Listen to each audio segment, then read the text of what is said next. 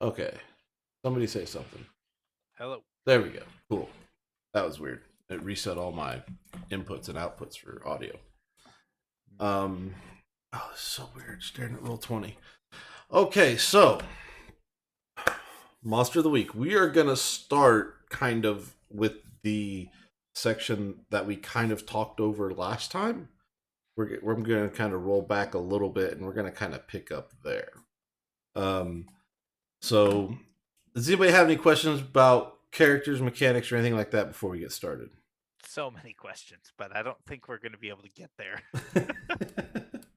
It's cool, man. Oh man, I feel like for as much reading and everything as I did, I feel ill-equipped for this, but we're about to find out.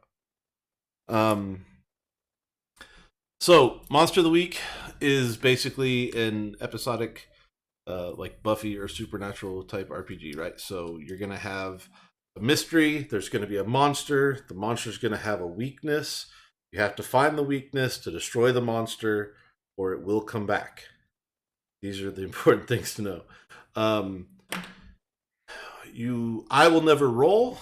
You guys will make all your rolls, and then I just tell you the outcomes of those rolls. I can make what's called soft and hard moves. So soft moves set up danger, hard move is the danger, that kind of thing. But it'll always be in reaction. There's no initiative here. So it's very much just kind of like a conversation. I'll say like, "This is about to happen. What do you guys want to do?" And you know, so it'll just be kind of back and forth. After one of the hunters does something, I'll have a response, and we just kind of talk it back and forth the whole time. If you fail a roll, you mark experience. When you fill up your experience box, you level up at that point. So if you know in advance what you want to do, awesome, cool. If not, you can take a second. We can pause for a second and you can figure that part out. That's how you do level up in this. Do you guys want to go through real quick and like introduce your characters so everybody knows who everybody is, and then play it off of that? All right. Yes.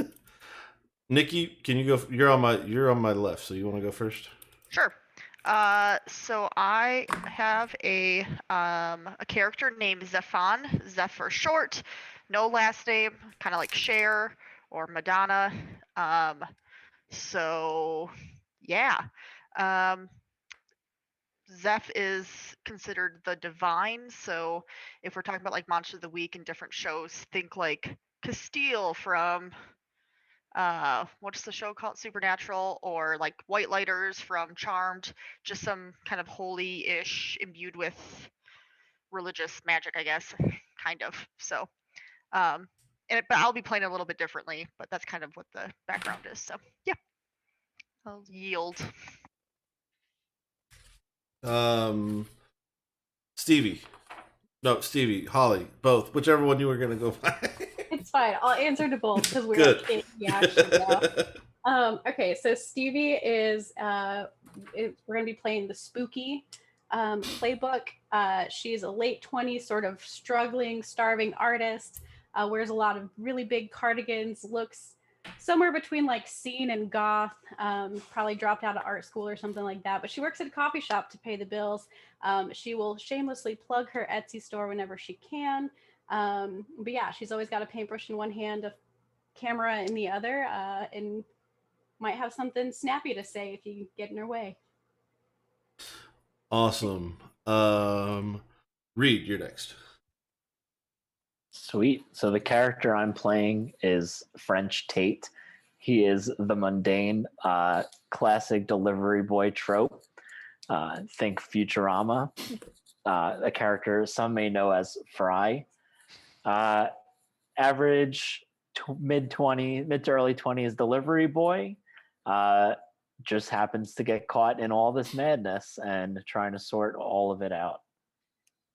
So yeah, I think that's as mundane as it gets. Yeah, I like it. Oh, the Mundane's so cool too. This is great. And Z, which is gonna be a pain in the ass because Nikki, I'm probably gonna call your character Z half the time. Zeph, I'll try it. I'll figure it out. So my character I'm playing is his name is Nick Reese, and he is a corporate salesman by day. He's about as average as you could possibly imagine, except for he has recently been infected by some sort of a creature or a symbiote that gives him some interesting powers. He has not had a whole lot of encounters with this creature yet, but I'm sure it will manifest itself eventually. Awesome. Okay, so the one of the cool things about Monster of the Week that I like is that it starts off kind of with like this, uh, with like how Buffy and Supernatural. It starts off kind of with the danger somewhere, and you guys get to hear about this now. You characters don't know about it necessarily, but it helps kind of drive the narrative and what might happen, right? So we're starting out in Washington D.C. I feel like I'm missing like a whole page of notes, and it's really messing with my head. But it's okay. At American University, kind of, it's like we'll even say like universities have been out for a while, so the campus is pretty dead for the most part. It's later in the evening. There's some construction projects going around where they're trying to like redo some dorms and that kind of thing. It's just very much minimal people and minimal staff on campus at the moment. And we see a gentleman and his assistant standing in a room, and they're discussing this most recent find. And you hear the one start talking about saying, Dr. Talbot, we really should go ahead and continue researching this project. Like, we just found this miraculous thing. Like, we should just keep going and push through. And the doctor replies with, I know, I get that. I'm really excited too, but like, we should really take our time. Like, we've got to set everything up, and it's not ready yet. And they're just finished putting like the whole clean room together that we can go into, because everything's kind of just ramshackle together at this point. And there's this back and forth, and eventually the assistant kind of, because it's the weather is coming. Sorry, I was like, my phone should be on silent except for if there's a blizzard. And you see so there's this back and forth argument, and the assistant finally kind of pokes and prods enough to get Dr. Talbot to at least take a look, right? So they go, you see Dr. Talbot go inside this clean room type area, and inside which is like a Pelican case, like airtight, like military style case, that he cracks open, and lifts up, and inside there's just a bundle of like cloth, like old ancient, like bound with twine kind of thing, right? And he pulls it out and he sets it on the table, and they talk about like I'm sorry guys, hang on. You're gonna take your time. No, like it's. I have like I'm positive I'm missing some notes, and I don't know where. Hang on. Let me try and grab something real quick. Where would that have gone? If you want, while you looked for that, I can explain the dice system, maybe with Holly's help, since she's also listened to Amnesty. So this is the monster of the week, and instead of rolling like a d20 or 20-sided dice for everything, anytime you do anything, you roll 2 d6s or 2 regular sided dice. So I'm going to be rolling real dice. Reed is as well, as so is Holly. It looks like. I don't know, Josiah, are you going to be rolling some real dice, or are you going to roll on roll 20? Why did I even set up roll 20 if you guys are just gonna roll real dice the whole time? It's awesome, but at the same time, what?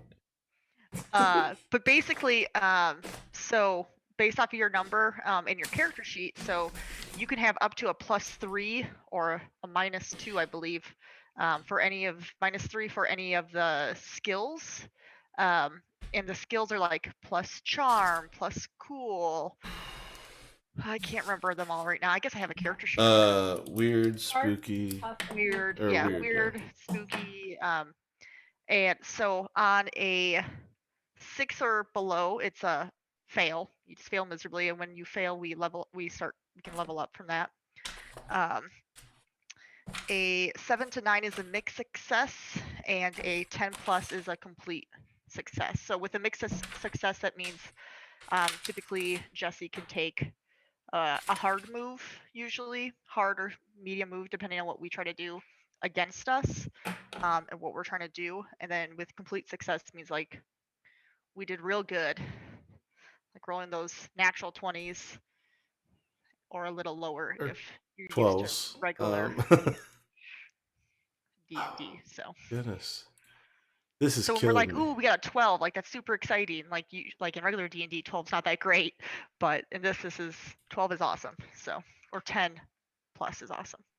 On a fail, Jesse can also make a hard move. So, like, there's a consequence to you failing. So, say that you go and try and like stab the monster or something like that, and you roll a 3. You could stab somebody who's right next to you instead, or you could get hit for extra damage from the monster. It depends on like what's happening as well. But a fail is not good, which is why you get to mark experience. Right. I apologize. I can't find the piece of paper that I was looking for. So this book comes out and he sets it down on the table. Well, the bundle of cloth. Spoiler: it's going to be a book when he opens it. And they go back and forth talking about like where they think it originated from and how old is it, and you hear some minor details. They talk about like 16th century, came from like it got shipped to them from a site in Israel. They don't have like a whole lot of knowledge about it, and that's why there's all this intrigue between the two of them and getting it open. So eventually, Dr. Talbot does. He undoes the twine and opens the cloth up, and inside is this book. And this book is it is held together by what looks to be spit and bubblegum at this point. Like it looks as old as what they have been describing. And the leather is worn and tattered, and the pages are thick and yellowed and deteriorated around the edges. And on the cover of this book is just this symbol of like it's a dragon, and it's like reddish tint in color, but it's not like the old like England dragon where it's like up on its hind leg. It's just this like serpent looking dragon across the front of it, and it's rather large book. It's not like it's bigger than an average like binder, like a 3-ring binder. It's bigger than that in size. So it's got some size and some heft to it. And they both just kind of, the doctor being kind of inside and his assistant being outside, and just kind of like staring at it, mouth agape, trying to figure out what's going on. They were, going back like, what do you think it is? I have no idea. And then all of a sudden, he's like, okay, well, Dr. Trump says, we took a look. It's awesome. Looks cool. This is not, I don't, like I have some theories of what it could be. We should go and do some research, and we could come back, and then we can start flipping through and trying to figure out what this thing is. The assistant just keeps poking. No, come on, like you should at least look inside of it. Like we've done all this work and we've gotten this far. And then finally, Dr. Talbot caves and says, "Fine, but like just for a little bit, like we'll look at the beginning of it. We're not going to get into it tonight. Like we've got to get home. Like sleep is a good thing. We need to do all that stuff." And he cracks the book open. When he does, the pages of the book just start deteriorating and kind of getting swept up into the air. You see them kind of swirl around a bit and start filling like the room in this little clean room that he's in, which isn't, it's not a tiny room, but there is now like more debris and more smoke and more ash like than what should have came from this book, right? And you see that kind of spin around, and then in the corner of the room, you start to see some of that smoke go out through what is a minor hole in the corner of the clean room. I know, terrible. Who would have thought? And then you see that smoke go out into the hall, through the, like, it just starts moving its way through the university, zigging and zagging, like all the cool super.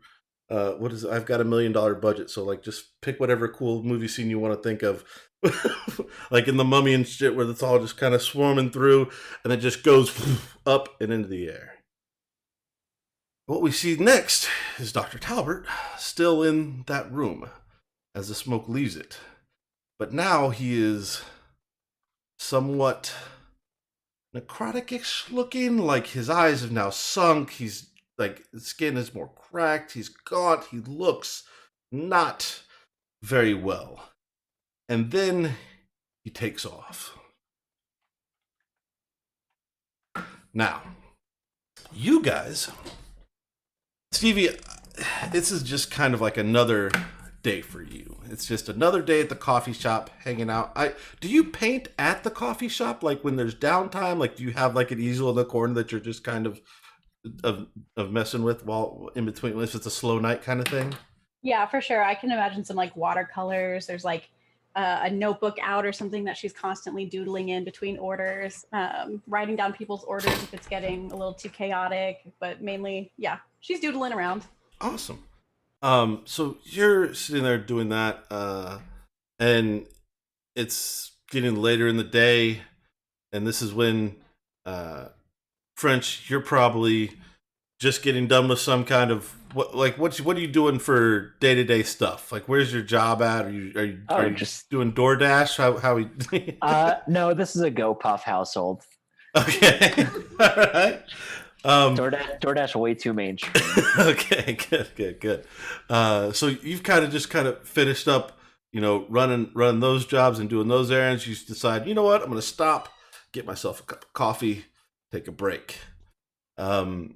And you pull in to Stevie. Did we talk about what's the name of this place? Did you mention that? We didn't. I just said a coffee shop. The name could be a coffee shop for what it's worth. I mean, it's very much like kind of on point with that, right? The Poorhouse. We'll do the Poorhouse, like POUR. Yeah, there you go. Okay, I like that. The Poorhouse. So I thought you said whorehouse, and I was like, also, all right. The 2 for 1, don't you know? Okay, so if we don't go with that now, we're missing an opportunity. Yeah, we're gonna have to come back to it. I'll work it in later. So you see this the Poorhouse, this corner, Archie coffee shop on the side. That's a good place to stop. Nikki, your character, where are you at while this is happening? Well, I mean, so I have basically been sent to watch over Stevie. Stevie doesn't know that. So I am probably getting acclimated to the area. I can absolutely be maybe like waiting to like go inside the coffee shop or working up because I'm kind of probably a little nervous because this is like my first assignment. I'm trying to do a really good job. Apparently the whole world depends on Stevie, and I have and Stevie's gonna depend on me for some reason. So I'm probably just hanging out, just watching from afar, working up the nerve to go in. Got it. And order a chai latte. But I'm wearing my crisp suit and my suit has a cool cape. Mm-hmm. Okay, so outside super creepy vibes. Got it. Yeah. Yeah, like by the telephone pole, just being like Stevie probably hasn't noticed you because you're being very acute, like to hide from her. But everyone else notices that you are clearly like casing this place for something. Yeah, French probably has definitely noticed me. Yeah. Cool. So what do you guys? So, and then, hang on, Nick, your guy. How do you end up at the coffee shop tonight? Well, Nick is in the middle of a huge sale with American University. And after one of his most recent business meetings, where he may or may not have been exposed to some experimental something, it's possible. We don't know. We don't know exactly.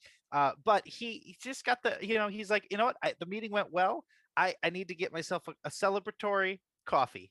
The only way that he drinks it, black, as bitter as it can possibly be. Awesome. Great. So, And the worst pour of coffee in the city, he's pretty sure, is the poorhouse, which is why he goes there. Okay. So this is a bad coffee shop. Well, Stevie has definitely mixed it with espresso. Instead of giving you black coffee, just giving you straight espresso. And he probably wouldn't necessarily pick up on that, but he just knows it's like as bitter as it can. Uh-oh. We lose Z. Z, where'd you go? See, this is gonna be confusing because my character. Yeah, I know. And his character. Nick, where'd you go? We'll give him a second to come back. What? Do you guys want to run like French? Do you want to go in and have an interaction with Stevie right now, or do you want to how do you want to run that? I can do that. Sure. I also have a question. Sure. So obviously, my goal is to have 100 cups of coffee to reach enlightenment. Assuming that I've been working on this for a little bit, how do I determine how many coffees I've had so far? I mean, it's definitely. I mean, it's really up to you. Like, how far along on this journey do you want to be? Let's leave it up to a number. If it's even, it's 20 or more. If it's odd, it's within the teens. It's even. So 20 or more. I'll go 25. So all right. Quarter of the way in. Punch cards, if it's helpful. Yeah, I should have either a 100 punch card. But I think for my mundane nature, I'd like to have multiple 10 punch cards. Now, wait, is this a poorhouse thing, or is this like you've made yourself your own 100 punch card that you carry around to coffee shops? Tape 10 of them together. Yeah, Unfolded like a I think they should be out of date. If the poorhouse isn't doing great coffee, like they stopped doing the punch card system. But I'd like to keep keeping it on. Okay. So oh, you're muted, Nikki. I figured Reed was picking me up on his mic. I said the owners before Stevie did Okay. punch cards. And I would like to think like French is still using them. Stevie's been working here for a minute, so like she recognizes the punch cards, and will like still punch him off or something like that. But You still punch it, like you've explained to him several times, like these aren't a thing anymore, but he just keeps handing it to you, like whatever, man. Like here. Yeah. I'm not cashing them in. It's more for like a progress. Right. So Yeah. it's like you open the wallet and all the punch cards fold out. Okay. Cool. I need. Is he? Where is he? Hang on. I can message him. I don't want to murder his character before he gets here. Yeah, you want him to at least witness it, right? Right. So we had kind of established in our session 0 stuff that I loosely know French because French is around and I'm being creepy and outside the coffee shop a bit. So if he pulls up, I'll think of some. Well, the way that you describe your creepiness really makes me think of Silent Bob, like just standing outside the front. So I think it would be a very casual, like a nod. Like, I don't interact with your shenanigans, but I recognize you're up to something. So, all right. Well, so Stevie, you've been kind of absent-mindedly painting this evening, and you're not quite sure. Maybe like you're not sure how you got to this conclusion of this particular drawing sketch that you're working on. But before French even arrived tonight, because he comes by a lot, but not like every night, you just decided to kind of start sketching like your view from outside to the outside of the coffee shop. Just like, you got the nice window there, and you're just looking at that and you're sketching it. And and now that French has shown up, you've kind of realized, like, oh yeah, that's his car. Like, well, you've seen it there enough. Again, absent-mindedly, it's there. And then but how? What's your art style like normally like? Like, what are you like full into like goth and creepy paintings all the time? Do those kind of come in and out? I feel like those kind of come in and out. It's more like a style that she's intrigued by, but is not quite sure how to tackle. So I think like a lot of her stuff would be very quick, like hash marks, like sort of sketchy in nature. And then once she finalizes a sketch, then she'll like go back and paint it. And it's more like realism. So it's got a lot of like the highlights and the shading, undertones, all of that fun stuff, looking like a highly realistic thing. But just to start out with, just go, and she's very like charcoal sort of looking thing, messy. Okay. This one is definitely kind of giving you those like creepy, messy vibes to it. Like the car's there, the windows there. There's something that you've kind of absentmindedly started doing that's behind the car, but there's no real like solid form or anything to it yet as you go. And this is probably about the time that French comes in. So you guys want to like do a character meet? You feel free. Hey, French. How's it going? The usual, please. Okay. Start like. I'll How's fumble your day? around. Oh, it's been great. Just been delivering all over town. Any interesting stories for the night? Nope, pretty average. Avoided some potholes. I don't remember what time of the month it is, or what year, or not year, season. What season it is. What works for you? Like, it doesn't matter to my part of this, so it can be whatever you guys want it to be currently. Oh, nice. Well, it's winter time. Yeah, we could do that because it's easy. Yeah. So the roads haven't been greatly maintained, so nothing the old Butte can't handle. Oh, I've just got a bike, and I hit those potholes every time coming home, and it's not fun. So I envy you that car. Here's your coffee. Oh, sweet. Well, here's my punch card. That's 26 cups of coffee. Well, enjoy that one, French. Thank you. Here. So, French, are you gonna like hang out inside and enjoy the coffee and maybe sit inside for a bit? Are we in a life without Rona? Ooh. Oh, well, Monster, I want to defeat you, but you have to stay 10 feet that way. To make things a little easier, we'll say we're Rona free at this point. Nice. Yeah, so I guess if life is Rona free, I'm gonna take a seat close to the door where we'll cool down my coffee, but I'll also get the chills. All right. There's tabletop games on the table, so you can like little Cracker Barrel, like the triangle thing. Well, they're like trivia cards or something like that. Something like super kitschy that Stevie found in some antique store.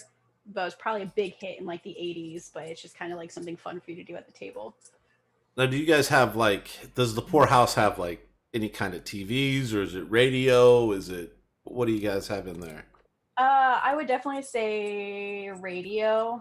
I would like to think that there's like an old vinyl player or like vinyl collection thing that's somewhere around there with like a player in there. But I would say like radio that's just like kind of broadcast throughout.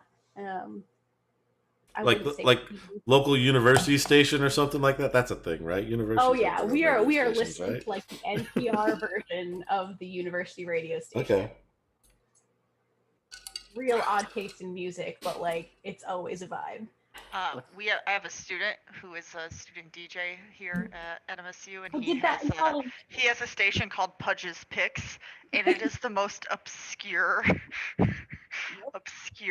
radio. That's what I imagined in my head.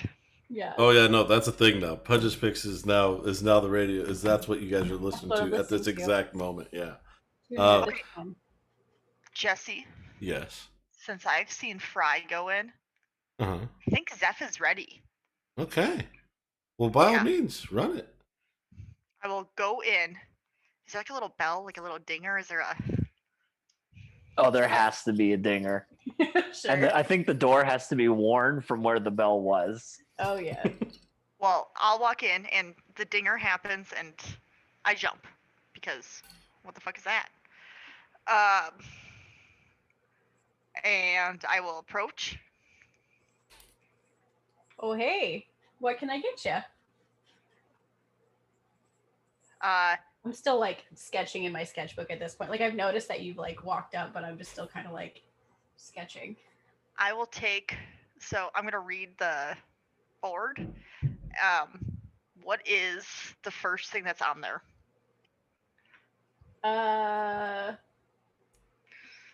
Dirty chai. I'll take a dirty chai. Okay, do you want regular milk, oat milk, almond milk, soy milk, coconut milk, any hemp milk? Do you have a preference? Dirty chai. On it. Okay. I'm gonna go and make a dirty chai with regular milk. I have 0 money, so I can't pay you. That's okay. That'll be $4.25. As I slide the Surely you have some kind of funding. They don't send you out there like completely. You're right. I probably have not American money though. I probably still have like euros. So I'm gonna ask if I have to pitch in on this because I'm putting it on my punch card. Well, you can't really put it on your punch card if I'm drinking it. You can hand me some like euros and I'll just like. Yeah, I don't know how much to hand you, so I'm just gonna start handing you things until you tell me to stop. I'll just like fumble, or Stevie will like fumble it and like go to the cash register and like fiddle around and bring you everything that you handed her and give it back to you. Thank you. Enjoy your dirty chai. I will go sit at the table that French is at. Okay. What is Scadgories? I think it's kind of like Yahtzee. What is Yahtzee? Not entirely sure myself.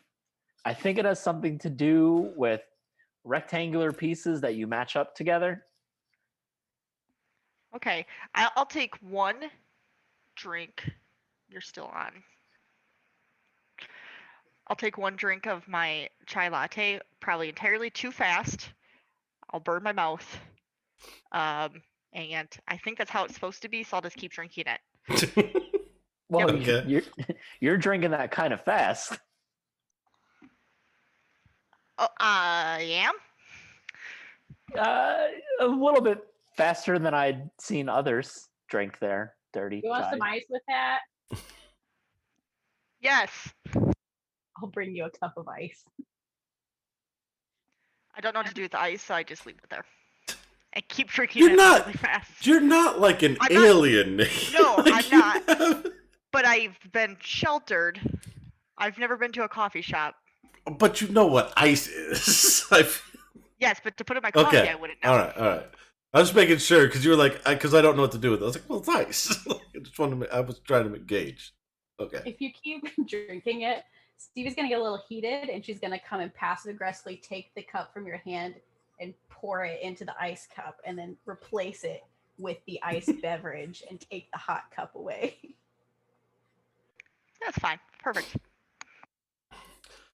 I'll just sit there and not say anything and just look around and case from the inside now.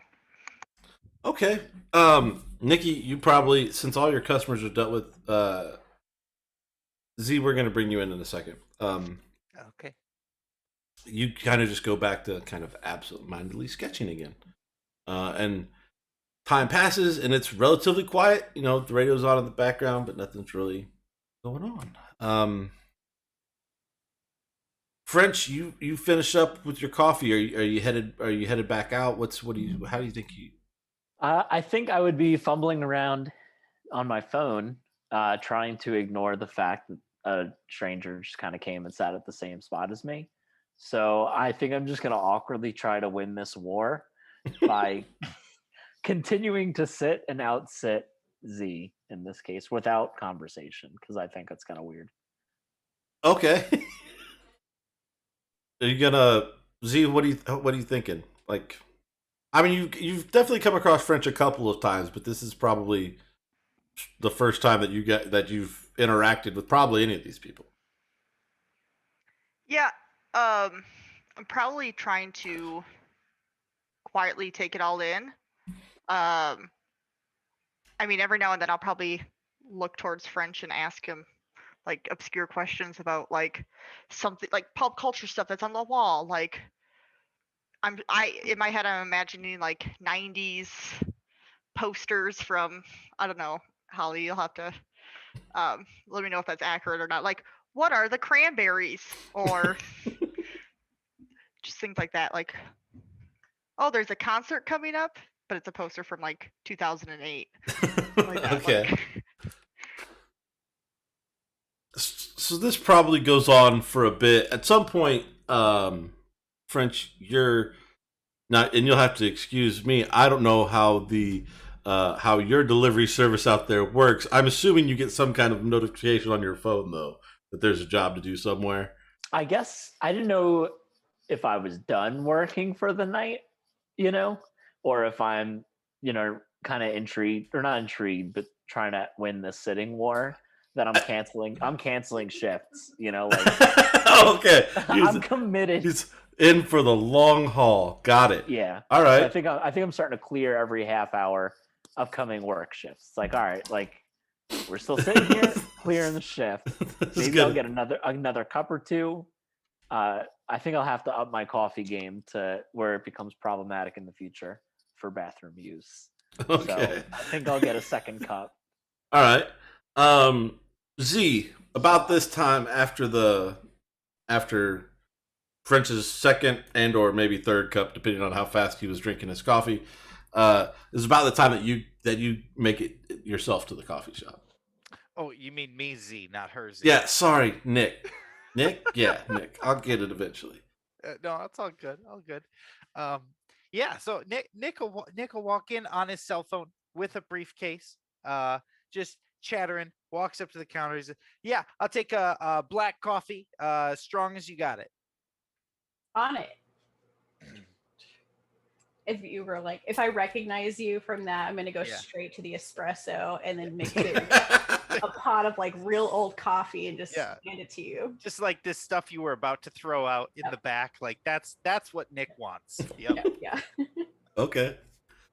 And yeah, Nick, you probably stand out as the biggest sore thumb to ever come into this place. So it's Stevie definitely remembers you if you've been in here before. Yeah, I have. Anytime I'm in this area, I come and get a cup of the best coffee in the area. Well, worst, best. Awesome. How long are you spending there tonight? Are you just like, are you in and out? What's your deal? I'm gonna take my cup of coffee, and Nick goes and he pulls up a chair at one of the tables, and he sets his briefcase on there, opens it up, and starts going through some papers. Still on his cell phone, drops some papers. He's a mess. Like, he doesn't seem organized at all. He seems flustered, which is a little bit abnormal for him. He's usually pretty well put together. Something is definitely bothering him tonight, though. He takes a sip of his coffee and says, "Oh, that's good stuff. That's how coffee's supposed to taste, right?" Right, right, Stevie? You got it right. If you need ice, Stevie has ice. Why would I need ice? She brought me ice for mine. So. My name's Nick. Who are you? Zephon. You can call me Zeph. Neither of those names is normal. That is Zephon, to me. Thank you. Where are you from? I am from Rome. Oh, okay. So no accent, by the way. I can't do accents. So. no accent. You'll have to imagine an accent. Yeah. Rome. Interesting. Do you come here often? To this coffee shop or to this area? The area. The answer is no to both. Okay. All right. Why was it confusing then? No. So. Oh well. No. I don't need ice though. By the way, just to circle back around to that. We'll put a pin in it, and I just want to make sure that I don't need ice for my coffee. Stevie passive aggressively takes the ice cup that she was holding, goes into the kitchen, and tosses it into the sink. Like, fuck you too. Didn't want to give you ice. In this ice exchange, because I feel like it's inconvenient for me to have to go to the bathroom, can I ask for the keys for the bathroom? Just tossed it to you. Sure. Wash your hands. Because Rona was a thing. It's not that it didn't exist. We're just on the other side of it. Rona was a thing. Okay. Yeah. No, we're post Rona just so that you guys aren't like standing in a 12-foot circle trying to talk to each other with masks on. Nick, around the time that you start explaining how you don't need ice for your coffee, you guys all see/hear an ambulance run by. Lights, sirens, whole nine. Not completely unheard of. Headed toward what you all know is the direction of the university. Aside from that, like that's that. French, you're still getting kind of pings for like, hey, like, you finally get a text. It's like, hey, look, I know that you're off, or you're obviously trying to be off. Maybe it's some peak hour pay, and Yeah. it's just like, deliver now. Mm-hmm. Yeah, you're starting to get like the whole like, go online now for double the pay for half the work kind of thing. So you're starting to get kind of pings like that on your phone. Okay, I think I'm going to with the phone, because if my character's in the bathroom, the phone and the keys, something's going down the toilet. Okay. So I'm gonna flip a coin for it. I'm gonna odds or evens. Evens, it's the phone going down the toilet, or odds, the bathroom key. And it's even, so my phone's slipping down the toilet. Oh. So now, yeah, I think I'm gonna take my phone out of the toilet, come out to Stevie, and hey, do you have a bag of rice? Let me check. I'm gonna put it on. I'm putting it on the counter. Is it? Oh. I'm just gonna move like a rag and just like set it next to it, and then go back and look for a bag of rice, which we do not have at all. She's humoring you. No. Oh no. Does anybody here have a phone I could borrow? You that's been sitting next to me this whole time. Do you have a phone I could use? Yeah, I'll pull out a phone. It's Nokia. it's probably a flip phone. Like a Nokia brick. Yeah, definitely. Yeah, like one of the Nokia 5500. I actually think it would be like an OG BlackBerry. Okay. Yeah, that's what I'm imagining. Something just a little bit more easier to like type on. And does it have brick break on it with the ball? No, it's got the snake game. There you go. Okay. So when you hand it to me, I think I don't know how to use it. So like I'll just like kind of like have this like is the Nokia the one with it's the old BlackBerry, does it have the big keyboard? Yeah. All right, so it has the full the full keyboard. the full QWERTY keyboard at the bottom. Full keyboard. I'm gonna lean over to Stevie and do you know how to work this thing? Just use mine. It's fine. All right, I'm gonna pocket your phone, but not like think about like subconsciously. I'm just gonna stick it in my pocket, and then I'll use Stevie's phone for whatever I need it to do. Maybe call. I don't know. Maybe there's like a help support. Like I can't work right now. Cancel my shifts. Okay, yeah. So you just kind of call in and just be like, no, look, like it really, like this is not a thing. Like I'm very involved in what's going on here. I have a sit down competition I have to win. Which is probably not the strangest thing that they've heard for a reason why somebody doesn't want to work, right? So, all right. A few minutes later, fire truck goes by, but not like the full on like ladder truck. This is more of like a technical truck. You see fly by. same direction that the ambulance was headed. You could turn the radio to like the news station from Pudge's Picks. Sure, yeah. It's you switch the radio over to kind of just like a more local channel that would probably have some kind of ear tuned to news, or at least would be able to get breaking in on by news, right? And you hear reports of they're not 100% sure, but like there's an ambulance on scene, there's a couple fire trucks, there's a technical truck, there are guys with like yellow suits walking around with the hoses coming out the back. Like there is some concern at the university at this point. It's late in the evening. This is coming in from like the guy that normally does traffic is just all of a sudden like, hey, what's all that? And they kind of are like coming over the top of the university, and you just kind of see this bird's eye picture of these guys kind of walking in and out of the building kind of deal. Where this is all happening at. And that's the gist of the report that you're getting. Turn it back to Pudge's Picks. Is this? So I've been in town for like I'm imagining like a week or two. Mm-hmm.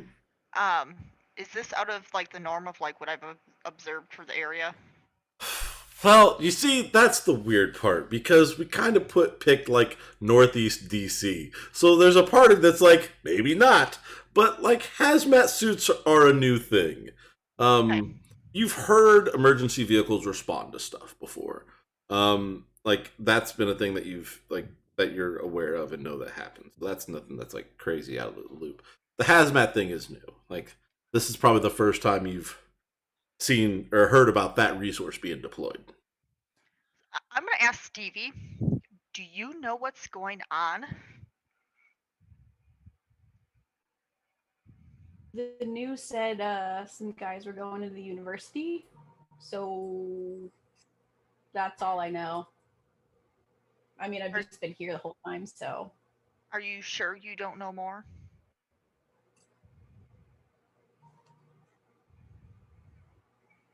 Yeah, that's all I know. Is that how you do it? No, what I really do is I go into the back, I open up a can of creamed corn, I place it on the sink, I sit across from it, and I think good thoughts, and next thing you know, I know everything. That's how it works. Okay, just for the record, Zeph's mind is blown right now.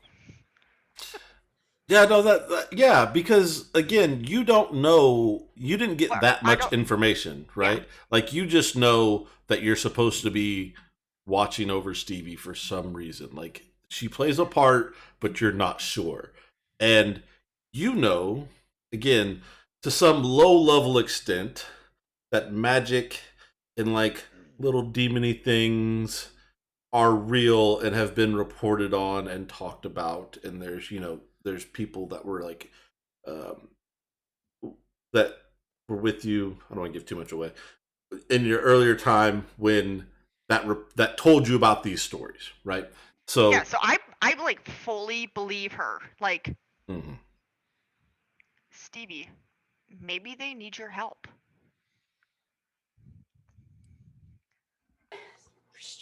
Like, wrap it up. I gotta go save the university. Y'all gotta get out. I'm sorry. Duty calls. I'm gonna go into the back and pull out a can of corn and just like set it on the counter and like pretend to do something. Wait, so there's corn, but there isn't rice? Yes. Yeah, I mean, why not? I stay there, but I absolutely am waiting for like her to leave. So, are French, Nick? Are you guys staying there? Are you headed back out? Well, so Nick would probably take it pretty literally. Like, shit, I just got set up, and start putting papers back in his briefcase. Not really realizing that she maybe was joking, but he takes things somewhat literal. Yeah, he'll start packing up and trying to wrap up his phone call. He goes, looks around. Is anybody else leaving, or is it just Well- him that thinks that it's real? Yeah, I guess if he's in a rush and I haven't been paying attention, I will grab my sopping wet phone off the coffee counter and start to head out. Okay, like you've won the sit down battle because Zeph has gotten up to engage with Stevie and is kind of like dealing with that. So maybe like feeling that like okay, I held my ground, everything's cool, I can leave now, right? So, Zeph, you're waiting for Stevie to come back out of the back. French, you're several paces behind Nick as he is kind of just like he was kind of closer to the door and he's packed up his stuff and he's starting to go, right? French, everything seems normal, everything seems fine. You get in your car, go to back up. Oh, And I do have Zeph's phone Yes. accidentally in my pocket. yes, you have Zeph's phone accidentally in your pocket. That's my tying event for you. No, that's cool. So hang on, I'm making a note right now. Zeph phone, so I don't forget. French's pocket. Got it. All right. Nick, something is not 100% right. Like it's a little like something like you said earlier. You're a little disheveled. You're a little unorganized. You feel a little off, right? And as you're walking out, and you go to cross the parking lot, about the same time that you get behind Nick's car, or not Nick's car, you're Nick, French's car, there's this like swarm of dust and ash and craziness that you kind of like see like over the top. Like it's weird. It could have just been fog or smoke, like because it's a little dark out. You don't get like a clear vision of it, but it causes you to like look up. And then you're like, oh, that's weird. And like you look around and like, oh, I gotta tie my shoe. So disheveled, like your shoe's untied. You bend over to tie your shoe, and at the same time that French is like, oh, cool, mirrors are clear, time to back out and go home. And puts the car in reverse, and thump. It's a hard hit. What happens to Nick? Nick immediately goes like vision goes black, right? Nick doesn't see anything anymore. But French might notice that Nick stands up from getting just hit. Stands up and you see that his mouth just starts to widen and you see these glowing eyes just start to turn red. And he sort of bulks up like he's a bodybuilder out of nowhere. And he just lifts up the back of your car and he just lets out this roar, just and he goes, why don't you watch where you're going? Oh, I'm definitely flooring it. So the wheels got to be turned. Okay. Did I hear that? Okay, so several things are probably happening. Yeah. I would assume that it is loud enough that all of you heard it. So, okay, Stevie, you run the coffee. What's your response to hearing like somebody just yell in the parking lot? Are you still continuing with the cream corn shenanigans, or? No, I think Stevie would drop everything and kind of like stumble over the counter and try and run to the door and just like open it up, see what's happening, phone at the ready in case she needs to call, whatever. Okay. Okay, we're gonna do some rolls here just because I feel like we've been talking for a while and nobody's rolled anything yet. Well, French has rolled several times to see Right. how many cups of coffee he's drank. And Just odds and evens, you know. Solid roll. French, you have this large figure now who is holding on to the back of your car. Go ahead and roll me act under pressure. Let's see. Let's see how French handles this. Who is the first official roll? That's a solid 9. A 9. Oh, is there modifiers? Yeah. Yes, it's plus cool. Nice. Well, I'm super cool. I think I'm cool. Oh no, I'm 1 cool. You're one. That's a 10. All right. So on a 10, you do what you want to do. So are you like, are you still in reverse? Like, are you just trying to put him into the back wall now at this point? No, I'm just trying to. I think when he lifts up the car, I'm like, all right, I'm going to go forward. Obviously, it's a rear-wheel drive car, as all of them are, I guess, in this era. So if I'm flooring it and he it gets ground, I'm shooting forward. Okay. Stevie, roll me. What is it? I want you to make a weird roll. Ooh. Roll, yeah, just roll me a weird roll. Like I have 6 + 1 is 7 + 2 is 9. Mixed success. 9. Wow. Okay. You have, as you come out of the back, like busting through the little swinging door that's probably half off its hinges to look outside. You see French's car. You see something behind French's car that looks rather large. There's some smoke, probably from the tires, and something clicks kind of like really hard, and you turn and look in your notebook that you were drawing in earlier, and this is that. Like before, what like you just like there was like you just kind of drew some smoke behind a car, but like you can now that you see this, like you see some eyes in there, and you see like like there's a vague figure there, and so like you have this realization that like this is a this is that scene that you drew before it happened. What the fuck? She's gonna run and grab her sketchbook and like run and like look at it. Just in disbelief. Jesse, would I know if that's Nick or not based off of my vantage? I mean, because like I probably would have got out there before Stevie did. Read a bad situation. Because right now it's a bad situation. That is plus sharp. If you guys see me doing this a lot, that's where my cheat sheet is. I stapled it to my desk. Cool, because I got a big old +0 to sharp, so. Alright.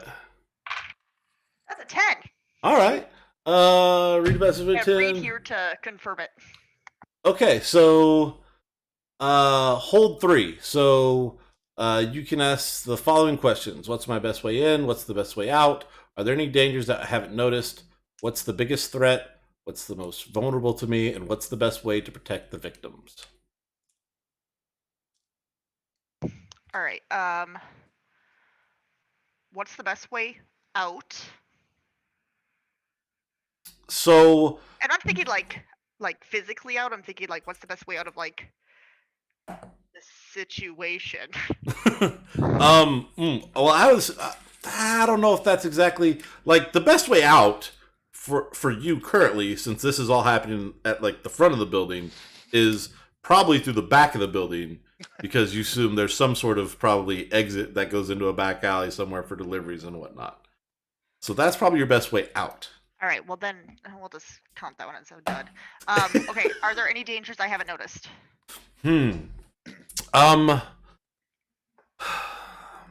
Let's see. You kind of you weren't distracted by the fact that you had just drawn this situation. You are fully focused on it and the thing that is happening, right? Mm-hmm. This is something that is kind of familiar. Like it hasn't been described. The thing that you see with the red eyes in the large form, isn't exactly kind of like what's been described to you before, but it's similar. And this is a weird one too. Like the ash and smoke that went overhead that kind of passed through as this was going on, like that's a thing that could be dangerous, but it's past. It didn't like hang around. Okay. And you then get what's one more. okay? Yeah, what's the best way to protect the victims? Right now, the victim's probably French in his car. You are trained and proper professional, right? Like this is your first time seeing it, but this is kind of what you're all about. So the best way to protect French is probably just to interpose yourself between, like, get French out of the Yeah. situation and insert yourself, kind of thing. I have a couple moves I could try to take. Sure. So I don't know if this is going to work super well, but we'll try it. So I have the move Soothe. So when you talk to someone for a few seconds in a quiet voice, you can calm them down, blocking any panic, anger, or negative emotions they have. This works even if the thing that freaked them out is still present, as long as your voice can be heard. So I kind of want to do that with. Well, I know it's Nick, right? Like that's what I was trying to get with like my read a bad situation. I think you know 'Cause it's if I don't know Nick. it's Nick, then I'm gonna take a different move. You know it's Nick, or at least you know it was Nick. Let's look at it that way. Yeah. Like it's not like a completely new entity. Like that's where Nick was. You saw him leave. Now this thing has appeared. Like, you know what I mean? Like you're not sure, like, if because you've heard stories, right? Like you've heard stories of like complete like possessions and takeovers and that kind of thing. So maybe he's still in there, maybe he's not, kind of deal. All right, I'm gonna try a different move then. Since Okay. I'm talking to him, I'm going to try to cast out evil. So you may banish an unnatural creature from your presence. Wow, going heavy. Roll plus tough. So it says it works on unnatural hunters, the monsters as well. In my mind, though, I'm thinking like it might just like not like banish him from my presence, but banish that side. Like he'll revert. Okay. My envision. Do you have a roll for that? Or... Yes, it's roll plus tough. All right, so let's see this. Let me roll plus tough. I have a +2. That's double one, so that's a fail. 4? What happens? What do you get for that on a fail? Does it say? Either should way, be the move banished specific. creature is on. Okay, 7 to 9 takes a little while for creature. On a miss, something is keeping it here. That's bad. That's what it says. On a miss, something is keeping it here. That's bad. I mean that actually works rather well for this particular situation. So how do you go about like doing this banishment? Like, is there like some crazy arm flailing going on? What are you doing? Yeah, I'm probably like, may the power of the flame compel you or something. Like try to smack it out of him, like divine energy out of him, but it doesn't. So I just smack him basically. Are you getting close enough to smack this thing? Yes. Okay. All right. So you're imposing yourself, yeah. and you're like, lifeless demon, get out! Ah, kind of deal, like evangelist preacher kind of deal. Got it. This is what I was trained to do. Nick, you kind of, I mean, this person came up and hit you. That's kind of weird. You feel like a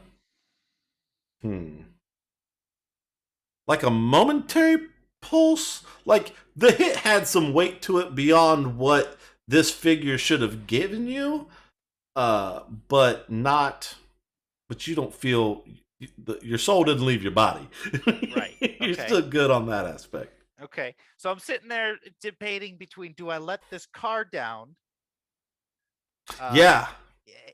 I'm kind of between a rock and a hard place here. If I let the car down, this car is just going to dart forward, which, I mean, he was backing out of the space, so I can only imagine going forward, he's going to hit something. Mainly, like, probably. I think there's just a really good chance I let the car down and defend myself against this thing that just physically assaulted me.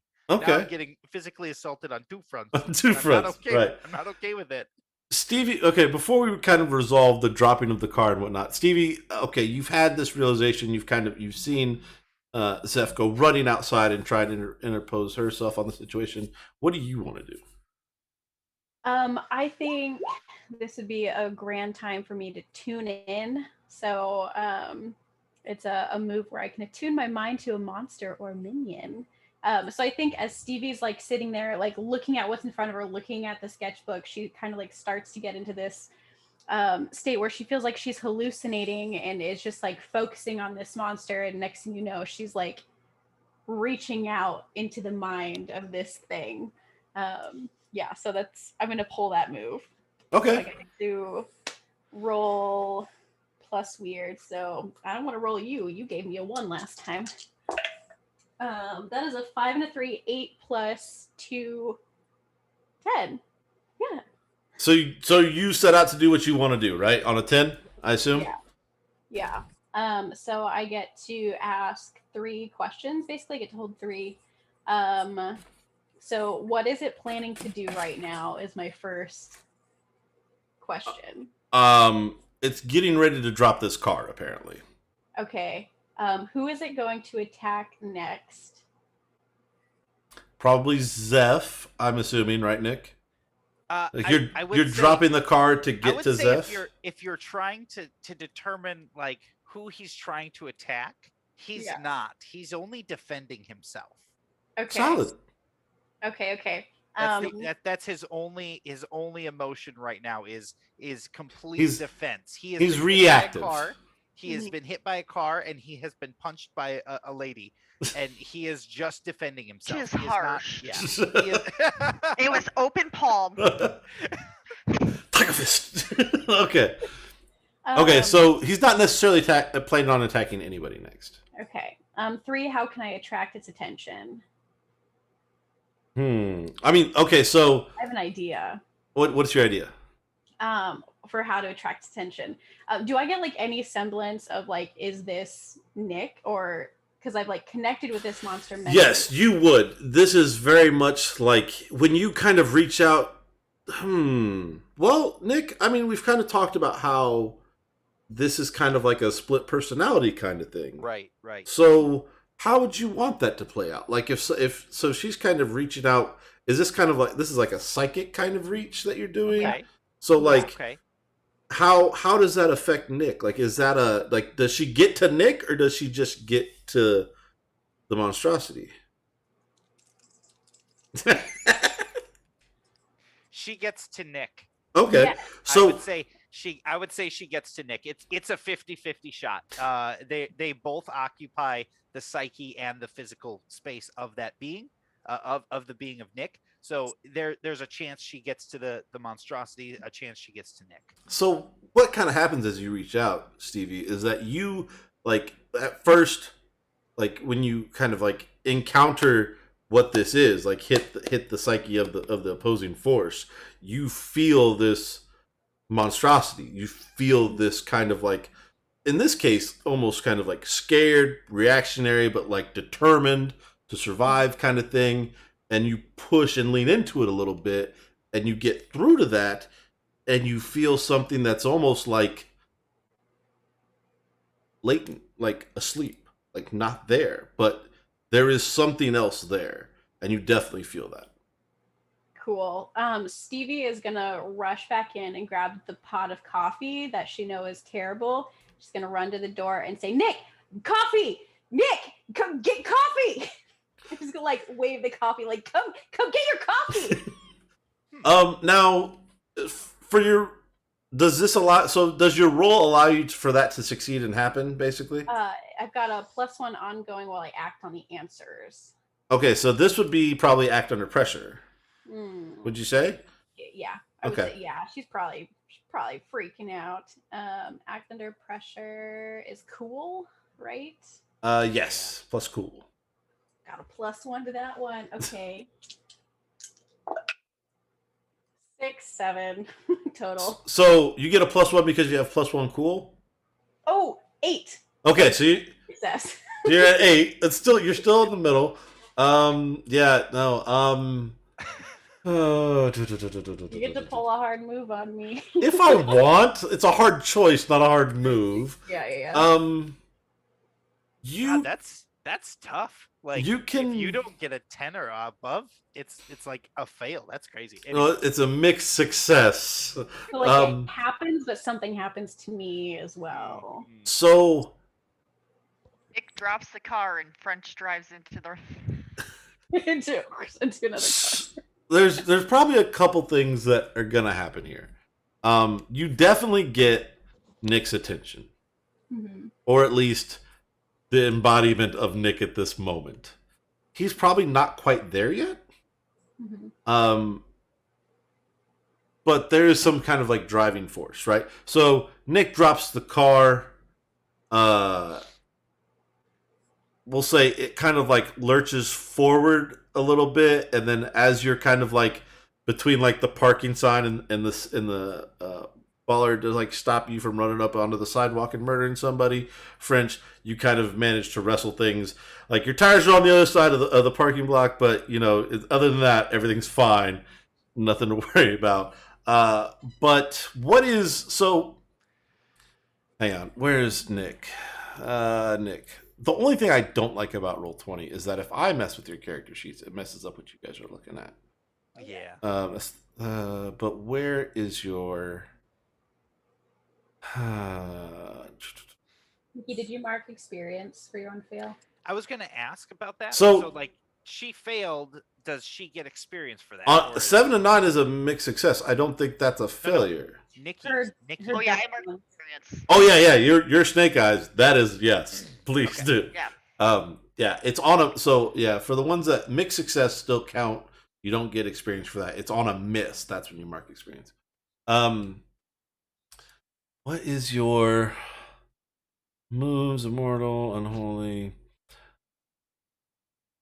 So because this is kind of like Nick's first time doing like Nick, as far like you're blacked out anyway. You don't know, but he's gonna come toward you, Stevie, and the coffee, but you're gonna take like 1 harm in the process.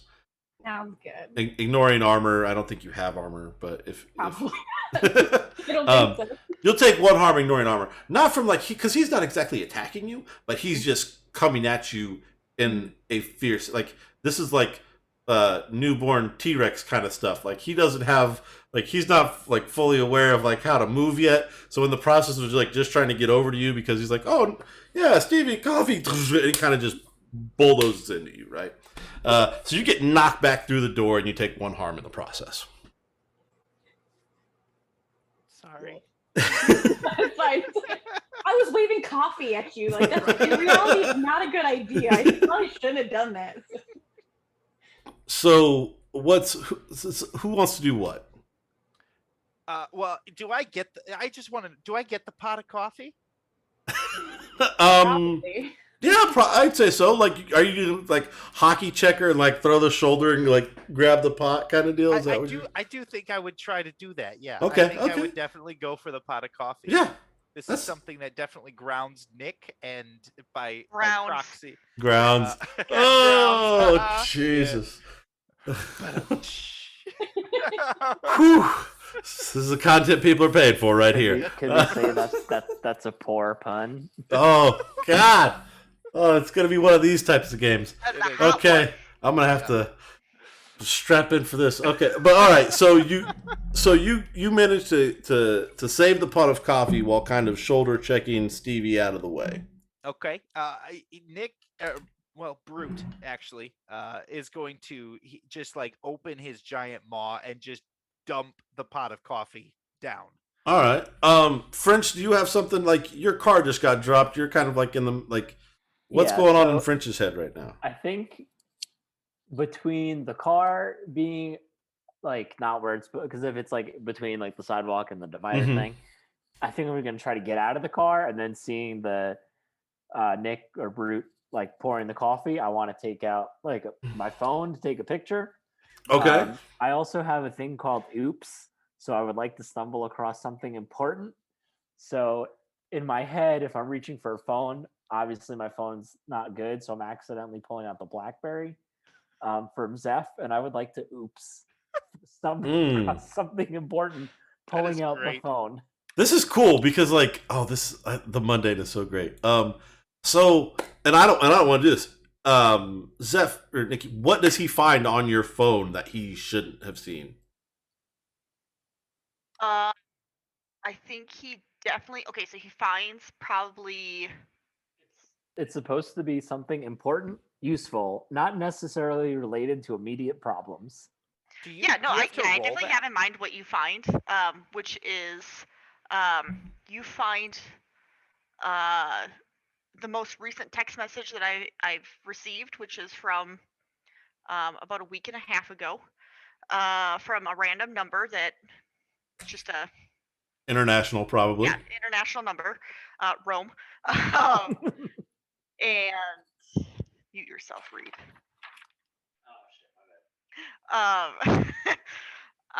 You find so a text message that says, Stevie, what's your last name? All that backstory, you didn't come up with a last name?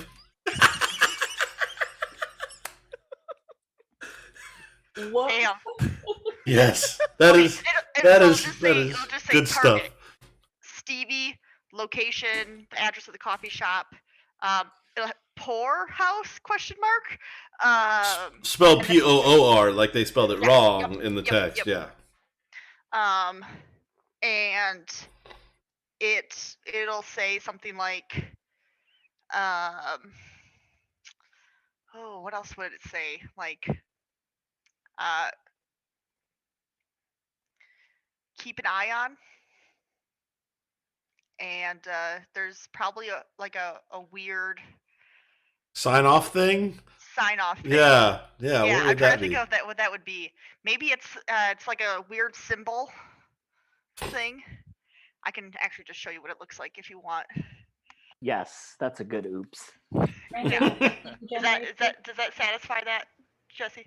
Yes, that would 100% satisfy the oops.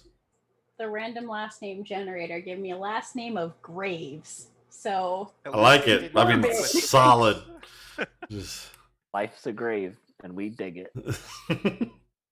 is a solid has a play. bumper sticker of that on her bicycle. I mean, at least it didn't give you the last name of Nix. That would have been just weird for the rest of the. Oh yeah, but also hilarious But going also forward. awesome. Yeah. The one right below it was Vaughn, so I just needed the Ray in between. Oh Yeah. yeah. There you go. Also solid. I'm trying to dig through. Can I ask a question about the symbol for the sign off?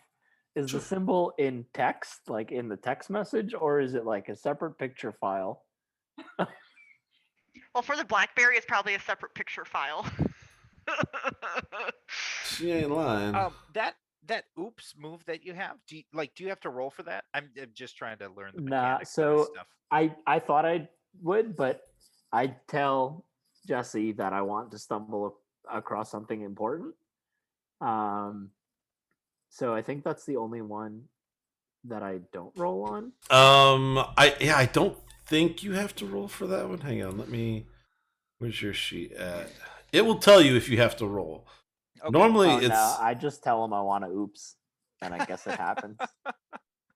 yeah, Probably have to because set it up though, like you did with this one. I think like I can't use obviously I can't just like because abuse it's because it's like not necessarily related to the immediate problem. Like this is a way that the mundane can kind of help the story and help the mystery along. Like they find a clue, like Shaggy getting high in the back and like stumbling across something, like, but they don't necessarily know You mean what it sandwiches. is.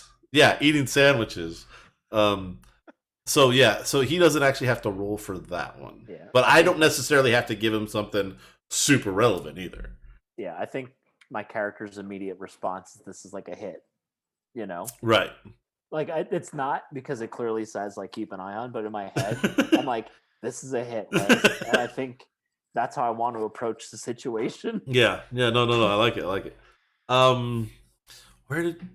Where did Zeph go? Also known as Nikki. She's getting a drink. Oh, okay. I'm right here. All right. So you see this, you stumble across, like you grab her phone instead. You're probably not actually able to take the picture. One, I don't even know if this it's on the text, BlackBerry. I think I would pull it out and then just You're like, what the shit kind of deal, right? But yeah, then curiosity killed the cat, and you read like kind of what was in front of you. Nikki, now would probably be your time. Like because Stevie's been kind of bowled over by this large Yeah. thing. So I see this. Mhm. I'm gonna run up. I'm gonna pull out. We're in like the middle, like it's daytime, right? No, this is evening. This is Okay. at this point it's But, dark. like we're in like public. I mean, the poorhouse probably isn't in like the best and busiest neighborhood. It's Okay. artsy and eclectic. Like there are people around, but it's not like busy New York streets. So I'm gonna reach into my pocket and pull out a metal device that French probably thinks is a gun now. But I'm just gonna hold it in my hand. I'm just gonna hold the metal part in my hand like this. Mhm. Kind of looks like a White Claw. And Twisted tea, if you will. yeah. Shit! What a great reference. But that's just for size reference. This is kind of probably the size of it. I'm not gonna activate it or anything yet because So, stuff. you at this point, Zeph, you should probably read a bad situation. Okay. Read a bad situation. Which is plus sharp. Sharp. Which my sharp is not great. Okay. That is a failure. I rolled a 4. Oh no. We'll mark experience again. Experience in the first like hour and a half. Like, this is great. That's level gonna up be quickly. leveled up like crazy. Yeah. I just don't want to like use my luck right now. Like I just feel like Oh yeah. So for Z specifically, you have luck points. Unlike D&D luck, it's just an auto 12 if you use a point. You have as many as there are boxes. Once you check the last box, your hero is considered doomed, and I get to make hard moves all day against your hero. Nice. So, but up until then, there's no consequence. You can just say, like, I want to use luck to succeed, and you automatically succeed. You do succeed, and you do not mark experience because you succeeded. But you Okay. can use that on any roll that you want. You can choose to Does do that. luck ever reset? When you level up, after you get past the first 5, like after you're like your 6th level up, I believe there is one that says like take 1 luck point away. Oh. It's not like a reset thing, but there are certain like luck is supposed to be finite. Like there is you Okay. get that much, and once you've done all the cool stuff that your hero has been sent on this world to do, like devil comes to call kind of thing. there's also I think there's a move that you can get a luck point back every now and then. Yeah. The big one Anyway. is leveling up after 5. You can take That's what I 1 rolled. off. Okay. Well, man, this is me trying to set you up with a softball, but yeah, no. I know. This is you don't know what this is. This is, as far as you know, all the things that you've been trained against. I feel this like is- I have to try to. I mean, this is What is clear it? and present danger right now. Like Exactly, he's like, I feel knocked like I Stevie gotta on the keep my ground. again. He is, yeah. Oh shit! Fine. Oh god. Does Stevie I notice? think it's like meta wise. Like I know it's Nick, but like now I'm like this is so like oh man. Yeah, I think and that's kind of why I wanted you to read the bad situation, like see Yeah. how much you glean for it. But it also kind of makes sense too because like you're so inexperienced that like Yeah. there's this adrenaline rush of this being kind of like your first creature type thing Yeah. and the assignment, and you've got to protect her, and she's been knocked down, and there's this thing, and like, oh yeah, this is the thing I'm supposed to do, and you just go straight in for whatever Yeah, that I guess. would be. I mean, I guess I set it up. I pulled out my Yeah. handle, so I will engage my weapon. Can I Flaming sword comes out. You have a lightsaber? Is that what you're telling me? No, it's a flaming Oh, okay. sword. Okay. since in my head I have this hit, charge into danger? What could go wrong to try to stop whatever's happening? Ooh, He's really Um, powered by that 100 coffee challenge. If I'm not there, you don't get that 100 coffee. The question is, do I get a hit off before he does that? Let's see. So, narratively, I think Like, I don't want to hit Josiah's character at right, all. Me, Nikki, does not want to do that. That's why I was Right. trying to help. I like it. French, what compels you? Like, why would you try to save or get in between, like, what is clearly someone trying to destroy the thing that picked up your car and the thing that picked up your car? Like, Okay. can you rationalize it for me? The rationale is I've had 3 cups of coffee and I'm jacked up Okay. on caffeine because of the sitting game. And I think with the phone and seeing like what I believe to be a hit is I don't know which way this is going. And I think in French's head, it's like, oh, like this is when it's all, I think like in gut instinct, I'm like charge into danger because that's what the All right. Roll. move is, I guess. Roll plus. Oh, is it a proper move? Yeah. Sorry. What could go wrong whenever you charge into danger without hedging your bets? Hold 2. I don't know what that means. Okay, so hold 2. Hang on. You may spin them. Okay, so whenever it says hold 2, then what follows is what you're able to do, and you're able to do 2 of those things. That's what hold 2 means. So, like, if it said hold 1 and gave you options, you can pick one of those things. So, for what could go wrong, your hold 2 is you may spin the hold to 1, inflict 1 harm, 2, reduce someone's harm suffered by 1, or 3, take 2 forward on any act under pressure rolls. So what I'll say is, if you want to use this move, I'm 100% for it. You can either... I think I just want to knock the twisted tea out of her hand. Okay. So, roll me act under pressure. Just because, like, it's kind of intense what's happening here. Yeah. That's a 7, but it'd be plus. So it'd probably still be the next, right? Act under pressure is plus cool. Yeah, so it's +1, and then... And then I'm going to Got say, +2. like, because you Right. don't want to hurt somebody right now, the part that makes sense is, like, to take reduce harm by 1 and take +2. So that gives you +3. So what does that put you at? It puts me at 10. Puts you at 10. So that's a success, right? So you do what you set out to do. So hyped up on caffeine and craziness and just the complete non-understanding of what the hell's going on, you just, like, jump over the car and, like, not necessarily tackle Zeph, but definitely kind of, like, hit her arm to where she doesn't get the accuracy of the swing that she needs There to was make forward contact. motion. Yes, but it is a pass, but it is incomplete.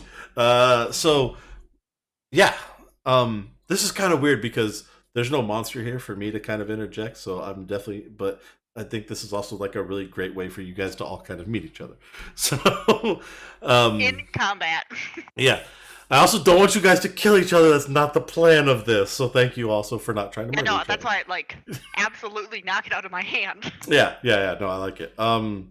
So that's the thing. So that happens. Oh, geez, where are we? Like, at this point, probably Stevie or Nick. Is there something you guys want to do? Well, like, probably actually. Hang on, I'm trying to keep track of everything. Probably Stevie. Like, is there something you want to do? I think from the ground, Stevie's probably like a little dazed, and so she's gonna like she's seeing this happen where Nikki's pulling out the twisted tea. French comes in and like smacks it out. Oh, wait, hang on. Let me stop you real quick. Sorry. Nick, Zeph, did your sword have time to click on? Whereas I Yeah, think but I slightly. think it has to be engaged with, like, me to stay on. Right, but it did change, right? Okay. The flames. Stevie, that's a you just, man, you're just getting kind of like bombarded with images tonight, and you haven't quite put it all together. Um, Zeph, like as you're like knocked down and look up and see kind of like Zeph and this monstrosity type thing standing over you, and this is like as you kind of like are reeling from getting knocked over and like kind of trying to focus on what the hell's going on, you kind of get this better look at Zeph from like a slightly separate angle than what was normal. But then like the sword clicks, and that is definitely something that clicks for probably one of your drawings or paintings back home. Like maybe Okay. not even in the same canvas, but like there's been like flaming swords and stuff, and you don't know why. And then there's been this figure that looks vaguely like Zeph, and maybe they've overlapped onto one canvas, maybe they haven't. But like that tied in with what you just drew and came true, like now you're really starting to wonder like what the hell. Woof. Yeah. Okay. So I think Stevie's like gonna look over. The sketchbook's gonna be like flipping back in its pages. It's gonna be like a flaming sword there, and it's gonna seem all too coincidental. And she's just gonna, "It's Nick. Stop. Just stop. Like French, get it. Stop. Who? Weird lady. Stop. Like just don't attack." Gesture for them to just stop. No, good stuff. So Nick, at this point, like, what does it take for Nick to like come down off the crazy ledge? I guess he would have to feel that there is no immediate danger to him for him to kind of subside back to his normal human, salesman Okay. form. I mean, Uh, so I know like there's not like an order, Jesse, but like my thought was like, okay, my leave demon didn't work. Uh-huh. My fiery sword is now away, so I probably would at some point soon, my next move, try to like soothe him. Okay. But So one of the things like for manipulate someone, I think uh on a I've always been a big fan of like you can choose to fail on like so if Stevie is trying to manipulate the other two hunters in this case and you guys want to choose to fail and let that like sink in, I'm okay with that. So like if you're gonna say like, oh yeah, she convinces me, like Zeph, it makes sense, right? She's your charge and she's telling you to stop doing something. So at some conscious level, you're like, oh, I've got to stop. Like this is not the right way. This is not the way, kind of thing. And maybe you do switch to this whole soothe notion. So I'm okay with that. If you want to, is that a role for you, or is that just a thing? no, that I just talk in a quiet voice, and this is the sun's getting kind of low, big guy. yeah, Is that what this is? kind of little bit guy. Okay. So, I am Scarlett Johansson. You are listening to my soothing voice, that which is that a role on your side? no, No, it's not. she- It's I Okay. can so when Okay. you talk to someone for a few seconds in a quiet voice, you can calm them down, blocking any panic, anger, or other negative emotions they have. This works even if the thing that freaked them out is still present, as long as your voice can be heard. Okay. So like, I don't know if Nick can hear me. I don't know what's going on. I mean, at this but- point, you guys are all kind of like right there, probably within like 5 to 10 feet of I each mean, other. like obviously, like Josiah's character can hear me, but like if Right. Nick can actually hear me. Oh, Nick. Right. Sorry. Right. Yeah, I'm getting Nick in Right. French because yeah. So Brute just kind of sits there with this pot of coffee in his hand, and he's just like he's taking these deep breaths, and you can see his teeth are like he's got like these elongated teeth coming out of his extra wide mouth, and he's just got this look, and like steam is kind of coming out of his mouth as he exhales, and you see his breathing start to slow a little bit, and he's kind of looking around, making sure that there's nothing that's attacking him, and then he starts to kind of shrink physically. His muscles go back to normal, and you see his eyes start to fade back to the normal hazel brown that they were before. So when I'm talking to you, my eyes are actually glowing a little bit, just so you know, like a little Okay. like a reddish orange glow. Okay. But I'm gonna be like, why why don't we go back inside to the poorhouse, and I think maybe everyone should go back inside, and we can. Once Nick kind of snaps back in, he kind of takes us. I take assessment of the situation, and I look down, and I've got a pot of coffee in my hand, and my clothes are a little bit tattered. I hurt. I hurt. I just got Yes. hit by a car, and it's very confusing for me. But I would follow Zeph's calming, soothing voice. Yeah, I think you definitely kind of like have this little bit of disorientation as you come back out of this kind of thing, to where like there's someone who's clearly authoritative in her presence, but also soft speaking and is able to kind of like bring you back down into that space. The suit. Definitely, the suit does help. Um, so you guys all I assume Stevie French. Are you guys just kind of like, okay, yeah, let's get back inside and what the hell? I after seeing the, I guess, Nick's transformation, I'm kind of like, yeah, you know. Also, you're still holding Zeph's phone, so like at some level, you're like, oh shit, I've got to give this back because now you've realized, right? So okay, so everybody kind of heads back inside the coffee shop, and it is been a couple hours ish. So why don't we take 5 minutes real quick, refill drinks and whatnot, and then we'll come back. Cool. I'm gonna put us on like a 5 minute break.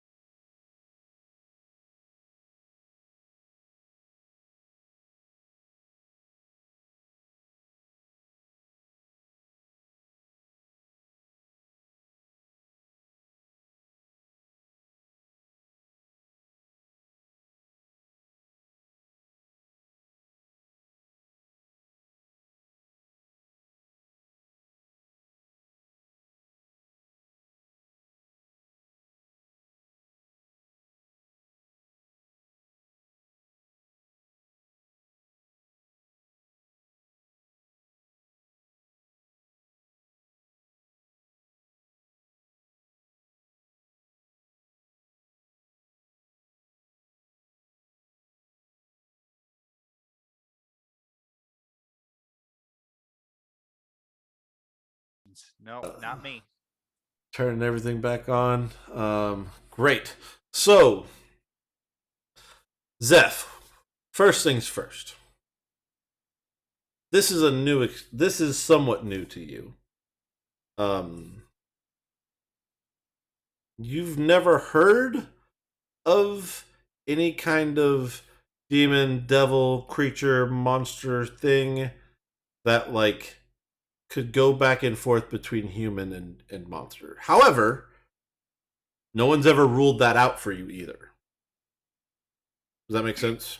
Yeah, and we've established that like my education in this has been fairly extensive. Just not a lot of Yes. practical experience. Right. So, Okay. but no one's necessarily presented you with this option. Like, it's normally always kind of been like, see the baddie, kill the baddie. What happens if the baddie turns back into a human? That question was never asked, answered, or addressed. I just want you to have that information as Okay. kind of like where you are with the fact that like he's now back to being Nick. Because as far as like as far as you know, like Stevie helped get him there, but that was probably like whereas you were kind of like standing back because she was your charge and whatnot. You didn't necessarily expect this whole thing to happen. Like you were thinking like maybe we calm him down and he runs off or something, but not like go back to Nick kind of thing.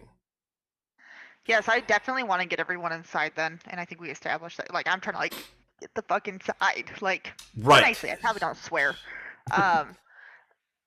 I will absolutely pick up my twisted tea.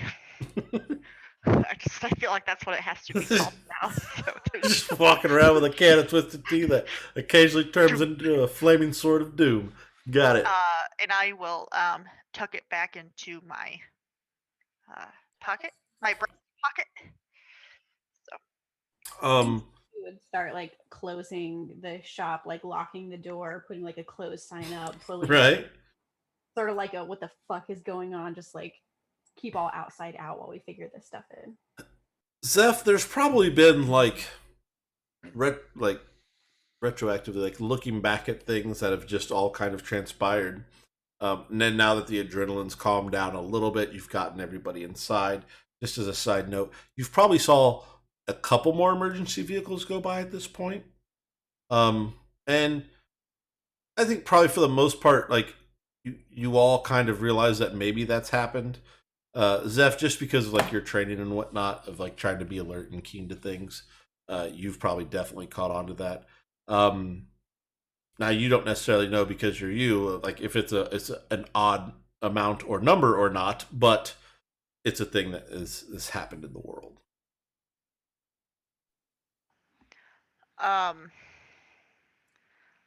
I will nicely, I'm still calm in my demeanor to Nick, be like,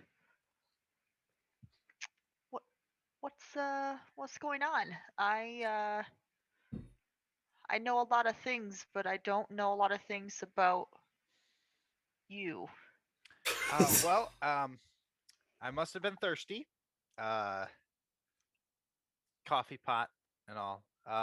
But wait, no, I got you. And he points to French. He says, we should like exchange info or something. You hit me with a car.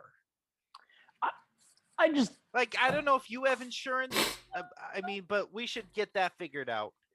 I would say for the classic car in terrible shape, the 98 is it a Civic or a Camry? Definitely doesn't have insurance. Especially not Or this guy. definitely- Especially not Yeah, ran into a demon in the middle of the night insurance. Like that is nowhere on the policy. Definitely not bumping the night insurance. Well, I mean, but we should at least exchange because my insurance is going to want to know some stuff about. I mean, I've got a terrible headache, and Now, I Nick, don't know what happened. you have a headache, yes. Physically, like you got some aches, but you're not necessarily injured. Like you have some aches, you've got a headache, and you Yeah. feel off still. The last thing that you like fully remember is the craziness that like kind of like went over your head, and then getting hit by the car. Yeah, yeah. So his only thing is like he thinks he was just knocked out, like just passed out, and now we're in. Well, we got to figure out the the logistics of this. So, you hit me with a car, so he's gonna want some info. He goes, I and my insurance company is just they're gonna ask some questions. I just want to be able to provide them with some answers. Is he physically injured at all? I would say probably not. I think that like he aches, but he has no like outward signs of injury. I am absolutely keeping myself in between him and Stevie.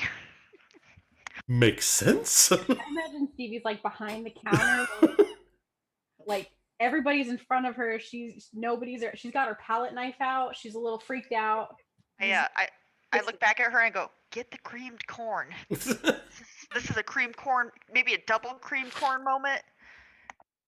Stevie, Yeah, it's definitely worth noting. Like, Nikki, this for you is not weird necessarily. Like, this is what you've trained for. Nick, you're doing. Yeah, you have no clue what's happened. And then French and Stevie, what the fuck, right?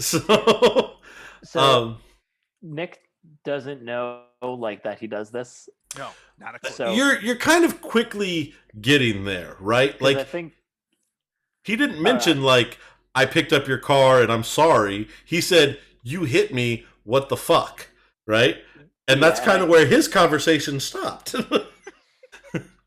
I guess like my character would be like, yeah, like I did do that, but also like I mean like obviously my car's in terrible condition, so I wouldn't be upset about it being like picked up and dropped because maybe you could have fixed a few things.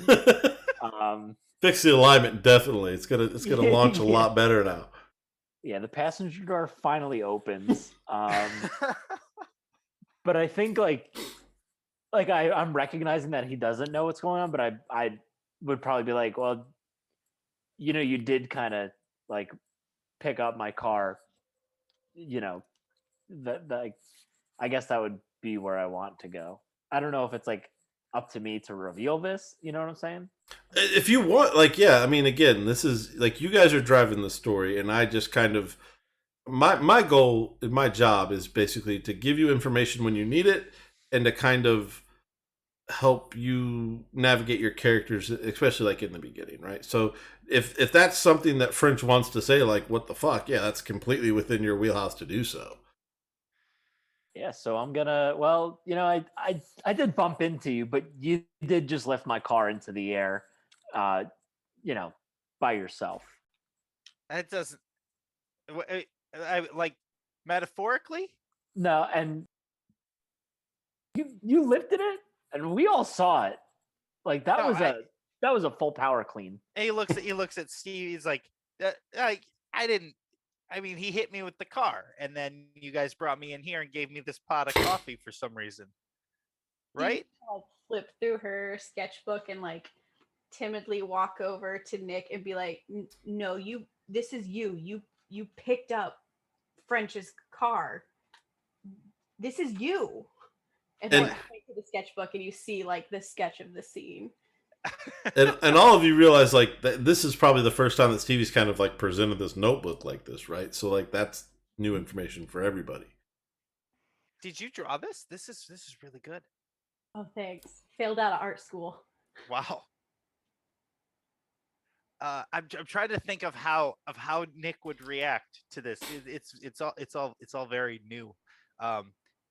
He would probably be kind of in a little bit of a state of disbelief. Like, yeah, you're saying I did, but I mean, I don't work out. There's no way I could lift up a vehicle. Nick, just look at me. You changed into another thing, and I think I'm not really sure what's happening, but I think I can help figure it out. I have some friends. I have some connections. It'll be okay. You Okay. also don't need to have Fry's insurance information. We could just all keep this a big old, secret. You wouldn't want that getting out that you can grow 2 feet and have big old fangs and be really I strong. see. That's not something that we want to happen. I think So I understand what's going on here. I I need to get to a hospital. I I clearly have a concussion. That's I mean, but wait, if I had would I know can you have a concussion and know that you have a concussion? I don't know how that works. But I think medical attention is probably in order at this point, you I'm guys. actually trained in medical You are. attention. Yeah. Like you're trained in medical attention. I like that. That's exactly how Zeph would have said that. So I can do the checkout if you need me to, but I really think that there's something else going on, and I don't think it's a concussion. I'm also like, I don't know if it's clear, but I'm trying to like keep you calm. Like this is the yeah. Stevie at that point is gonna be like, medical attention, you fucking hurt me, and she's gonna like lift up and show where like she got the one harm, however that you did this. So like, are you gonna pay for my medical bills? Is your insurance gonna cover this shit? Well, yeah. Maybe I can I think actually help with that's how that. that works. I think that's how So- that works. I don't know. I've never heard anybody before. I'm not sure how that works, but that's what you pay things for, right? That's what you pay for insurance. I think. Stevie, I can help with that. Yeah. It's probably just like a big bruise. It's probably nothing like major. Yeah, I'm just trying to think like if I would feel compelled to heal you right now. Whew, I would say so. Zeph, a couple things for you are probably piecing themselves together slowly. Is like again, the adrenaline comes down, things get made aware. As I'm talking in a calmer voice, I'm also calming myself. You're also calming yourself down a little bit. Now, yeah, because you read a bad situation, and in the bad situation, you gain the knowledge of the overhead ash fog, super cool flyby thing that happened. So you're aware of that as well. So you know that happened, and this has happened, and you know that there's a lot of emergency vehicles driving past. So the ash fog going in the direction or opposite direction? it was coming. It was going the opposite direction of the emergency vehicles. Gotcha. Okay, it was outbound. They were inbound. So that is definitely like. So yeah, just so you know, like as you're kind of coming down from this, and you're trying to like, kind of like piece things together with your knowledge of in your background, this is all kind of coming together for you. Okay. So I'll definitely share that. Like, I saw this cloud thing swirling around. Right as Nick, you were lifting cars Yeah, up and stuff. No, I saw the cloud thing too. That was before I got hit by a car. You He saw looks over that? at French. I mean, there's obviously something going on near us in the other direction, and it might pertain. So there might be some benefit to trying to figure that out. But Nick, I really don't want you out of my sight at this moment. Like I said, I do believe I can help you. I think that's okay because I saw ambulances going that way, so I'm pretty sure I should go that way too and find those ambulances. While we're putting it all out on the table, you can we just bring up your mannerisms? Because well, I did try to take a picture earlier of some things, and I believe that you have a hit on other people in this room, and I don't want to out you for the work that you're doing. I'm just trying to make a lot of sense of what's going on. I don't want to hitman shame or anything, but I don't want to like mess up the work, you know. I did. I mean, I think you misconstrued. I did use an open hand against Nick before, and that was really more like a trying to bring it back to normal, not a hit. I know. I'm thinking like a hired killer type of hit. Assassin. I do not know where you would get that from, but I am the furthest from an assassin that there is probably in this room. I don't know how I take that. That seems. I feel like you're saying that I'm more of an assassin than you. I just sell stuff. I sell software for a company.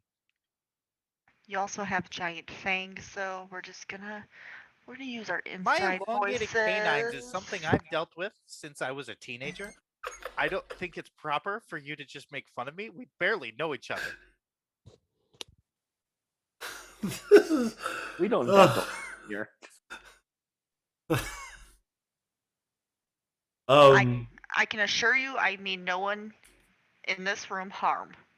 As they're having this conversation, can Stevie like flip through her sketchbook and see if she Mhm. has drawn any of like this fog thing that they're talking about? What would this be? Investigate a mystery, probably. I would think that sound good. Which is I don't know because my staple went through what the plus is. So We've got a 9 plus 0. okay, now hang on. What was you got a plus? You got something going forward when what? That was earlier. Yeah, I got the +1 going forward to acting for the coffee thing, but it still gave me a mixed success last Okay. time. Yeah, Okay. so I've already used my ongoing while acting on the answers. No, that's Right. That's what I was trying to figure out. Yeah, that was strictly to Nick, so it would just be this. Okay, so you got what was it that you rolled? 9. 9. So on a 9, the keeper will answer honestly. I will answer one of the following questions: what happened here? What sort of creature is it? What can it do? What can hurt it? Where did it go? What was it going to do? And what is being concealed here?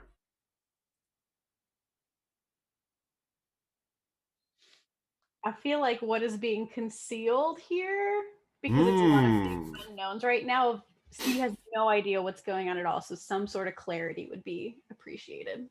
What's being concealed here? That's a good one because there's like Could be kind of a me. lot right now. This early on, there's a lot being concealed.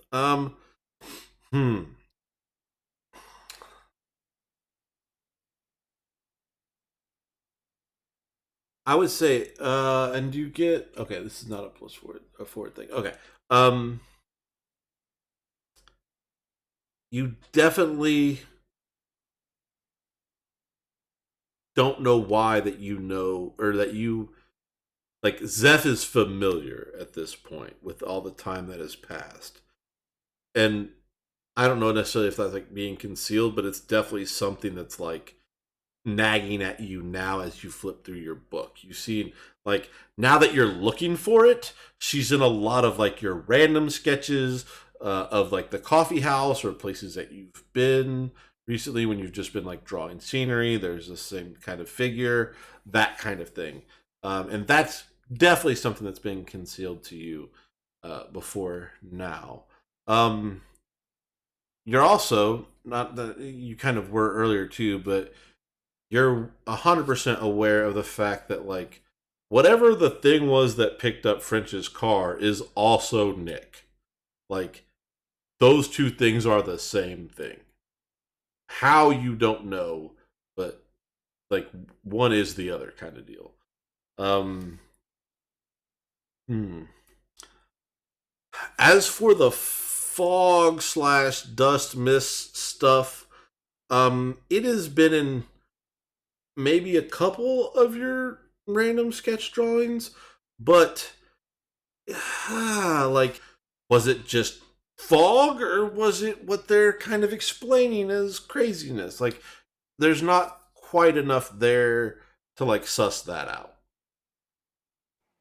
Okay, so I think continuing to flip through the sketchbook, I'm gonna move it away from Nick and put it in Zeph's space. Like, you're here. Why are you're in this thing too? How do I know you?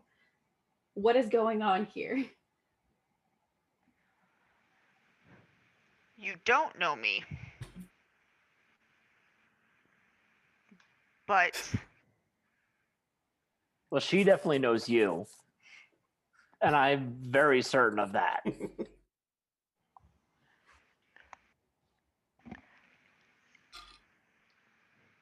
I am a part of an ancient order who is sent to protect you. That is certainly one way. I like rehearsing the lines that Mhm. I learned.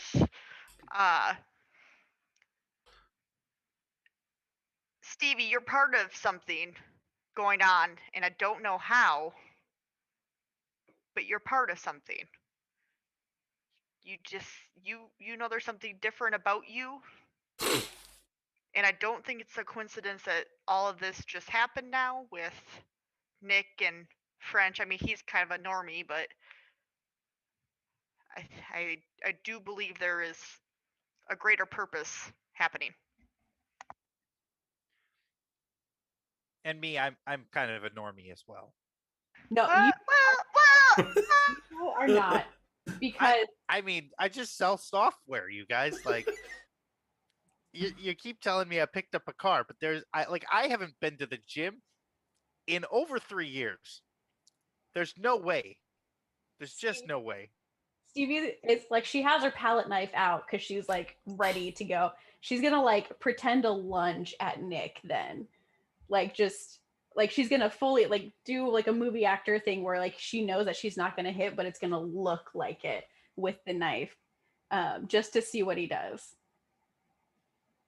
What happens, Nick? Is this like I think this would be. I don't know. I think so. this be act under pressure for Holly, right? Why Or don't you tell me? Or is it an act under pressure for me? Let's. Okay, let's. I might want. be more read a bad situation for you, Nick. No. I want Nick to act under pressure. This is a intense situation that's about to hit you, literally or figuratively. It depends on how you look at it. Real cool, because that's a cool check, and Yep. I have -1 to cool. Nice, love it. So Software engineer checks out. yeah, it definitely checks out. 3 and a 4, that's a 7 -1, so that's a 6. Oh, That's a failure. Mark Yes. experience. So mark That's experience, Yeah. and we're gonna say that Brute probably comes back out at this point. I would say as you lunge, Like as you, you lunge forward with your palette knife, maybe just for a brief second, unless you're actually going to attack him, like maybe just for a brief second, Brute comes out so and just like swats the knife away. Z, like, do you want to keep those two separate? For the time being, I think eventually they will sort of start to merge and coexist a little bit more. Okay. Unless that makes things really difficult. And then No. We can pull that pin on that grenade whenever you want to do it. So we'll say like, as she like kind of lunges at you, you're able to get out of the way, and kind of like you kind of do one of those like quick like just kind of like knock her hand away and step to the side. Okay. Stevie, for you and probably anybody else paying attention except for Nick, like when his hand kind of swats, you kind of see it kind of enlarge again and like get these nails for a second as it just kind of swats at it. Nick, you're oblivious to the fact that that's happened. Fair. But like as it's out of your eyesight, like that just kind of and you just knock her away like, what the heck was that? Like, and you're a little taken aback at how fast you moved, but like, I don't know, you're kind of hyped up on coffee. Maybe it's a normal thing. I think that maybe is how that kind of plays out. Yeah, all right, I like that. Yeah, absolutely. It's just like, wait, no, what are you doing? Why are you attacking me? Your hand. Did you see that? Like, you just turned into the what happened? You guys Yeah, are I'm great. gonna come at you again. There's something. Look at me. I'm gonna pretend to stab you. Are you ready? I'm ready. Wait, I'm gonna record this. With my BlackBerry. Does the BlackBerry record? Does it have a camera? Yeah. No. It has a camera, yeah, I'm sure. It's just not as clear It's as gonna be like that Sasquatch level pixelated. Yeah. Yeah. Like. When So I are- go in and tend to do it. I'm like, look at me, like watch the ball sort of thing. So So- French is recording, right? Yeah, but Nick, Yes. this time, like, you're fully aware that it's coming. Like, there's no surprise. Right. It's not surprising. So and she there's told me no- she's pretending. Yeah, you don't feel I threatened mean, there's really at all. Like, she's not, like, imposing. Like, she's just this little Archie girl. Like, there's Yeah. no, like, you're cool. Like, so, as she Are we comes doing at this? you, you're kind of like, really? Like, yeah. I'll take out my twisted tea and zoom. oh, we're going. Right. Well, not attacking you, but like Are you threatening him? Are you because you've been like the calm voice of reason, like you got him to hear. well, I Are think we if we're going trying to like against that? prove to him that there's something going on, yes. Act under pressure again, Z. If this is a Here we go. surprise kind of situation. Here we go. Oh, I got a 6 and a 5. That's 11 minus 1, so that's a 10.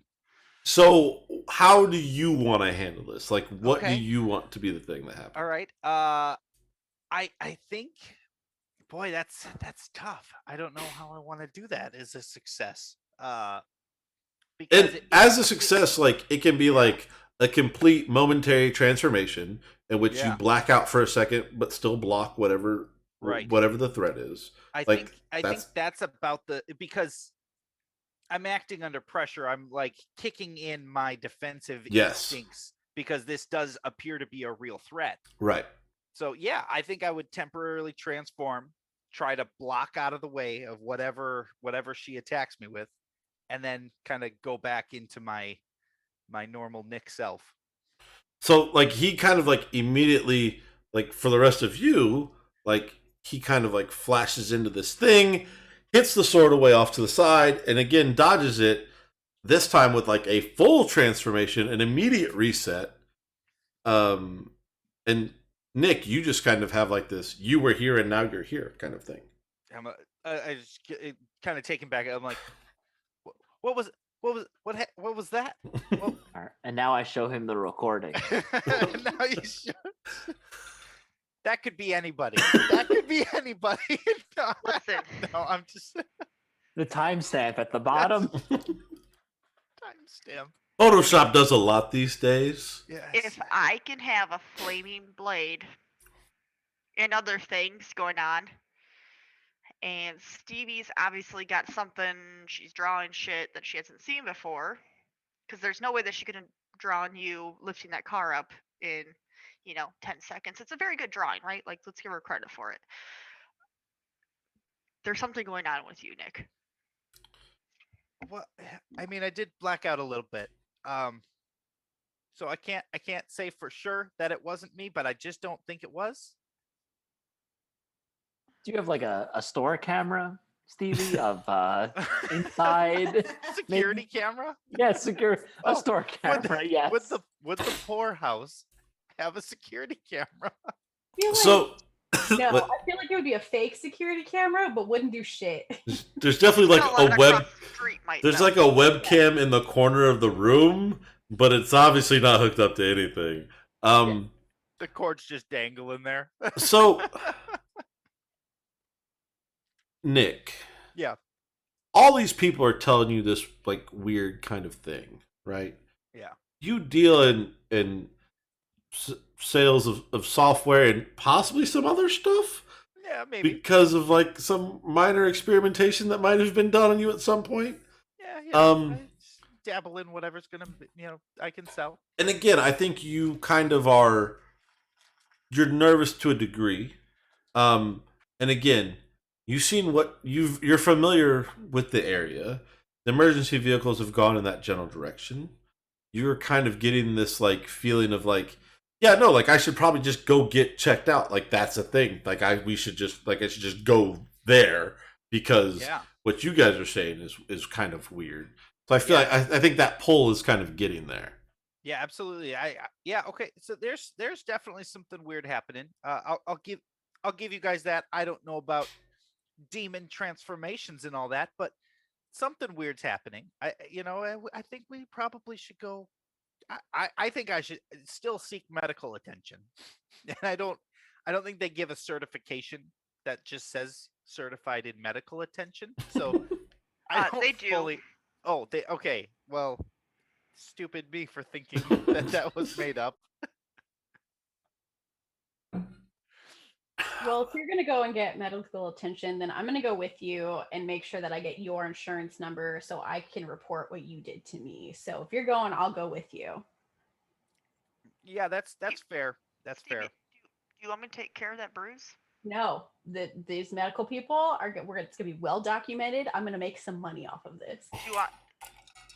French, I can you need take new a picture oil of my tank. BlackBerry? I'm getting back into art school. So you're acknowledging the BlackBerry. Yes, I will take pictures of whatever. I'm loading pictures up. Can I have it back? Here. Okay. In my other breast pocket. So so you all I assume, French, you're going to transport everybody in the I would Camry. imagine that Nick wants me to go with him for his insurance. So yeah, we've kind of got like this whole thing. Like, Nick wants you to come because you hit the car. Stevie wants to go with Nick because he hit her. Zeph wants to go with Stevie because don't let her out of her sight. So we've definitely kind of tied everybody in to where we could make this trip and make it seem kind of logical. Makes sense to me. I got to get medical attention. Yeah. Probably a concussion. So you guys get in French's car and start headed toward the University Hospital. I don't know if you. I have one question about French's car. Sure. I have answers. How many cold French fries are in the floor in the back seat? On the floor, not many. Between the seats, multiple. It's bad. Would you like to find one while looking? Wait, do you know what seatbelts are? Yeah, I've ridden in a car before. Oh, so while you're looking for it, you find some French fries. As you guys kind of get toward the university, where again, like just because University Hospital's there, it's easy. Like, it's the closest spot. So and Nick being familiar with the area, you're like, yeah, we're just gonna go here. I'm gonna get checked out. Everything will be fine. There is a large presence of emergency personnel, both police, EMT, fire, like the whole nine. It looks like badness. Like, this is a whole thing. The radio broadcast previously was probably like at the start, and since then it's just kind of compounded, right? French, as you pull up, you're kind of stopped by an officer, and he's just like, yeah, no, you're gonna have to go. You're gonna have to go down to St. Matthew's. Like, you cannot come into here right now. There's like a whole thing happening. Hey, I'm just looking for an ambulance to get looked at. I'll roll down the back window because that's where I'm assuming Nick is sitting. Yeah, yeah, okay. But it's not working, so I'm pressing the button. He's got to open the door. I like him having to open the door. That sounds great. just kind of crack the door. Hey, I'm just looking for some medical attention. I think I got a concussion. Yeah, no, man, I don't know how to explain this to you. Like, it's closed. Like, no one is getting in. We've got a whole situation. I don't know if you've seen the guys with the suits, but that's not normal. So, and I'm all the way out here just to stop you. So, take that into consideration for what it's worth. Okay. Excuse me, sir. So, as much as I love to turn around, the reverse feature really doesn't work well on my car. So, can you just point me towards the nearest loop? Give me. Can I just go through just a little bit to loop around. Give me manipulate someone. I think I do generally want to loop around. So Do you have a move for this? Because there are like certain moves that play off of this. Like if you're telling the truth, you get a bonus kind of thing. I don't think. I'm just gonna. I would just like to shoot with no like. Okay. So it's just no motive. It's just a manipulate someone. You're trying to convince them to let you go do the thing. Yeah, I'm just trying to loop around. And Plus charm. yes, and since I am a GoPuff driver, I do know that the shortest way to the next hospital is through this route. So I think maybe that would be my directive. Like, yeah, like he wants to go to the other hospital, but I recognize like the quickest way for me to get there is, going forward where I'll just keep going. All right. Yeah. Do you have a GoPuff sticker on your car? Maybe like in the back windshield, but it makes me look more of a stoner than a delivery driver. It's crooked. It's not. Yeah. Oh, that's a 6. I don't know if there's plus or minus anything. Oh, my charm, right? Plus charm. Charm is in there. It's 2, so that's 8. So okay, on an 8. So, oh wait, hang on. That's they do it. So they'll let you do this, but only if you do something for them right now that to show that you mean it. And I think like kind of like how you explained, like, yeah, okay, sure, next hospital, whatever, but like I still got to go this way to get to that hospital. Like I can't just turn around. Doesn't make any damn sense. And you kind of explain that. He's like, okay, fine, like, yes, but like straight that way and no closer kind of deal. Yeah, no closer. Got it. Zeph. Like, I don't know, like, how much do I just give you? Like, I get that you're new to things, but like, this whole thing does strike you as like super suspect. Like super, like you don't necessarily believe in coincidences in your line of work, right? Yeah, so I'm just curious. Can you mute yourself, Regis? Okay, thank you. I'm trying to think of where I would be sitting in the car, because if Nick is in the back seat, I think if it like I would think that you're probably riding shotgun and Stevie's behind you, right? Because that way you're between Stevie and everything out in front. Yeah. Okay. I would like to just maybe try to get out of the car without being seen. Like at the stop when they're talking to the officer, or like you like further down the road a bit? Further down the road, I think. Like, I don't even think I'm gonna say something to them. As soon as like French just gonna duck and roll? Yeah. Okay. Yeah. French, you have to kind of like slow down to go through a roundabout, and then all of a sudden, joke's on her because the passenger door doesn't work. Wait. When I dropped it, it did work. It started to work, right? Oh yeah, no, it wouldn't have worked except for the fact that So if it does work, I think I'd be very alert to that. Like the fact that it opens up. I'm not trying to hide it from you guys. Yeah, no, it'd be very obvious that someone just tucked and rolled out of your car. No, I'm trying to I'm optimizing like the best way that I can do this without being seen by authorities. Zeph, you are yes, you tuck and roll in the roundabout and without necessarily warning anybody. You're just kind of like you execute your roll deftly. You pop up to your feet and you look out. I have to roll for that? No, I don't think so. I that's not like a act under pressure. No, because you're not necessarily you're not under pressure from the other people in the vehicle. Like, you're just trying to duck out, right? And there's no way that you're going to be able to conceal that from them. So the downside is obviously everybody in the car sees you duck out of the car. But you do this. There is, and as you kind of stand out and kind of try to like get your surroundings and figure out what exactly is kind of like what can you see kind of deal. There are several again emergency vehicles down. There's kind of like a containment tent set up. Again, hazmat suits and the like.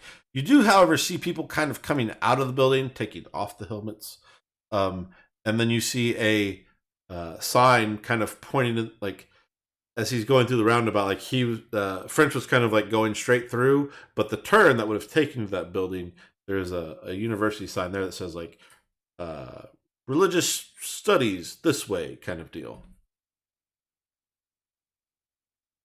Is there a way for me to, like, they're taking off the hazmat suits and stuff? Like, there's some people doing that? Mm-hmm. I mean, they are quite a distance away from you from where you are now, but yes, you do kind of see people. Like, it's kind of like they're standing down a bit. You know what I mean? Like, it's been some time. You know, so you see people as they exit the building are kind of taking off their gear, maybe a little prematurely than what they would be if like shit had hit the fan. Okay.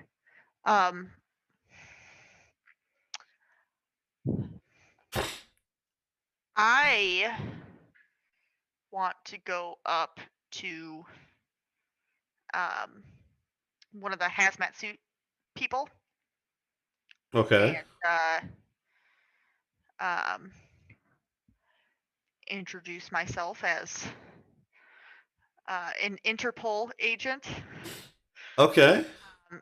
I'm here as a liaison. I heard that there was something going on. I was sent to help where I can. I actually have an extensive background in history and religion and weird things. And so I just need you to point me to where I can get a hazmat suit and walk in.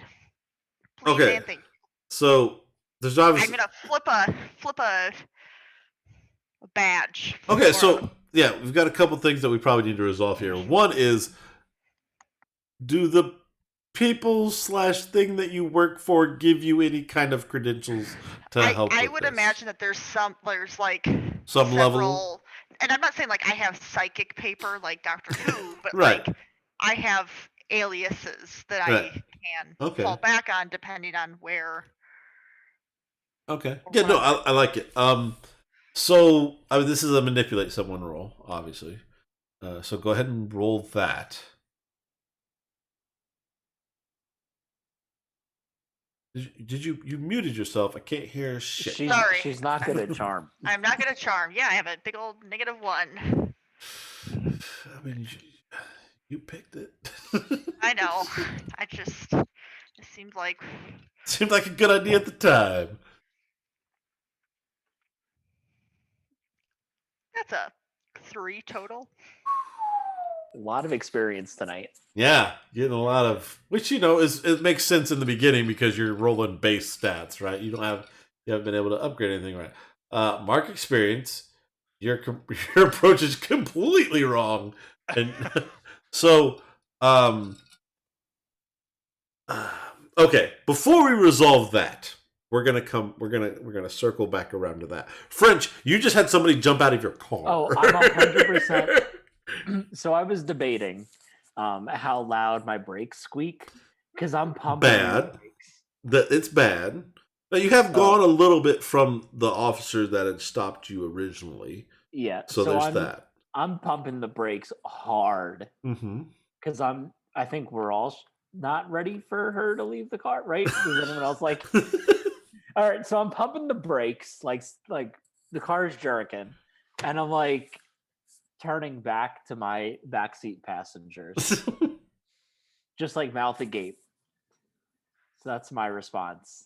I mean, I think that door's probably not up to code. I don't know.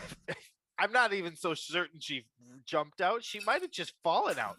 That's another insurance claim, dude. You're gonna have some problems.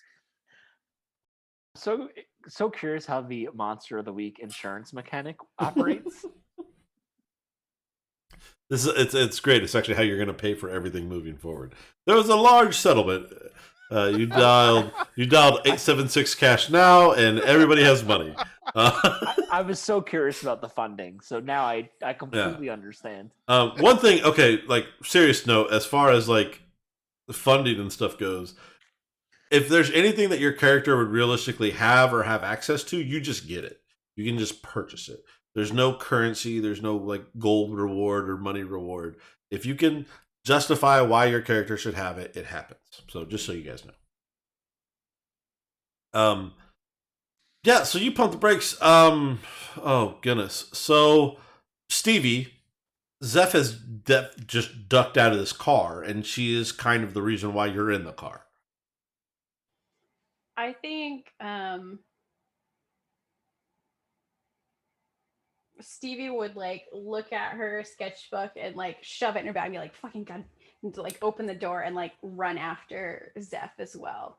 And not like calling out to her or anything like that because there's a whole bunch of police officers and stuff. But she would try and follow Zeph. Okay. So does that just leave Nick and I in the car? I mean, the car is stopped at this point. You and Nick are in the car, yes. So I guess the scenario like this roadway that I'm thinking of, it's just a straight path all the way through. And since we're past the gate, I think we're gonna park it to the side, and Nick and I are gonna go.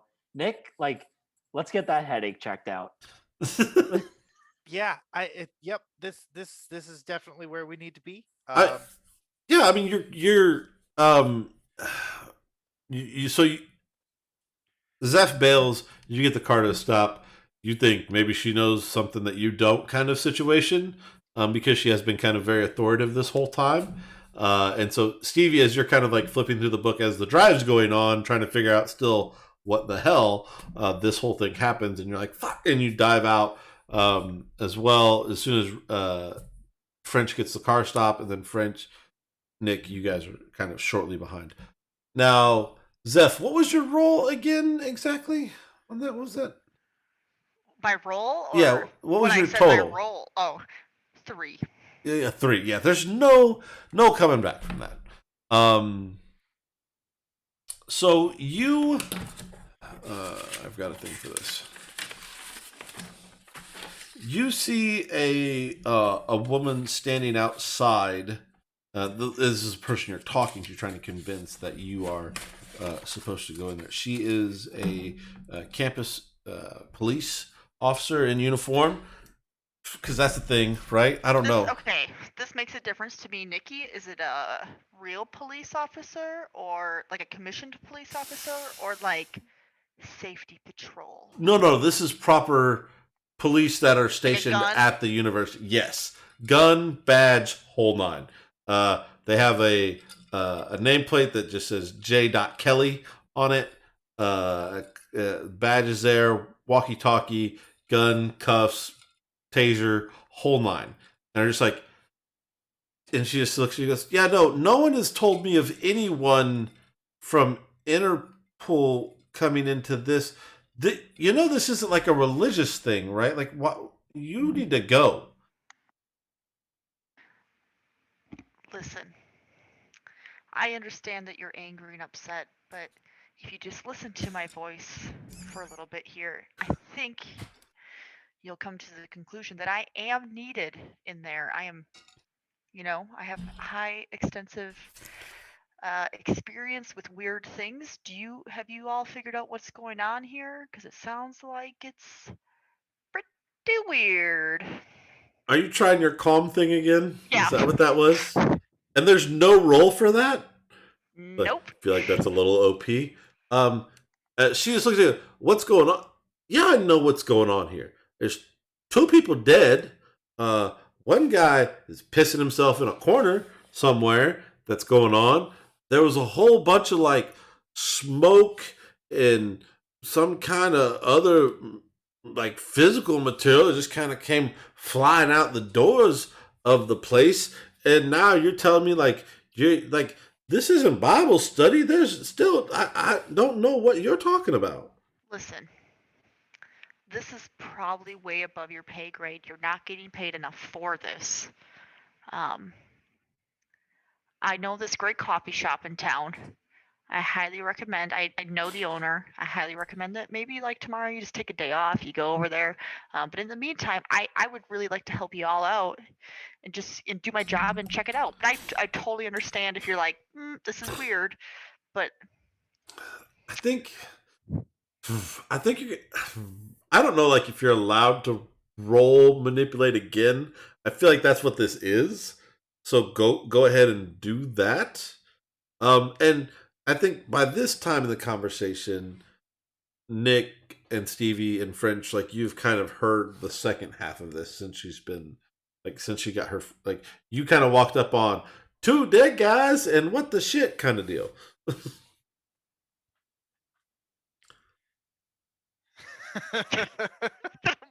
experience again. That's a 4. God, I can't even let somebody help you to get you there. You realize that, right? Like I can I know. only throw so many bones. Reed just gave me 2 new dice, so. So this is the way to the hospital or the ambulance, right?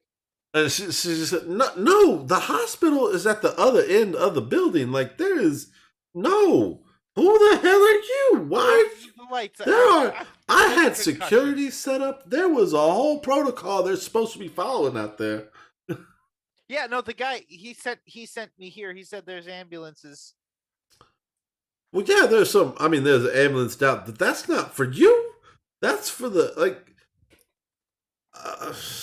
are you trying to get to those ambulances? Yeah. Ambuli? I don't know how that works. Ambuli. Okay. Well, is it Miss S. Kelly? It's J. Kelly. J. Kelly. Sorry, I was just making sure. I know it was an R. Kelly. Yes, okay. I avoided that definitely. Miss Kelly, there's a lot of really strange things happening tonight. Things that are unexplainable to us and to everybody, and I fear that we all may be in danger. And side note, I have this thing called trust me when I tell a normal person the truth in order to protect them. So I'm gonna steer this conversation towards like she needs to get out of here and let Zeph do her thing. Trust me, when you tell a normal person the truth in order to protect them from danger, roll plus charm. Yeah, strange things happening tonight. Roll things plus could go bad. Roll plus charm. Is my charm +2? Then it's 7. No, 8. Yeah, it's an 8. 8. On a 7 to 9, they do it, but the keeper chooses one. Ooh.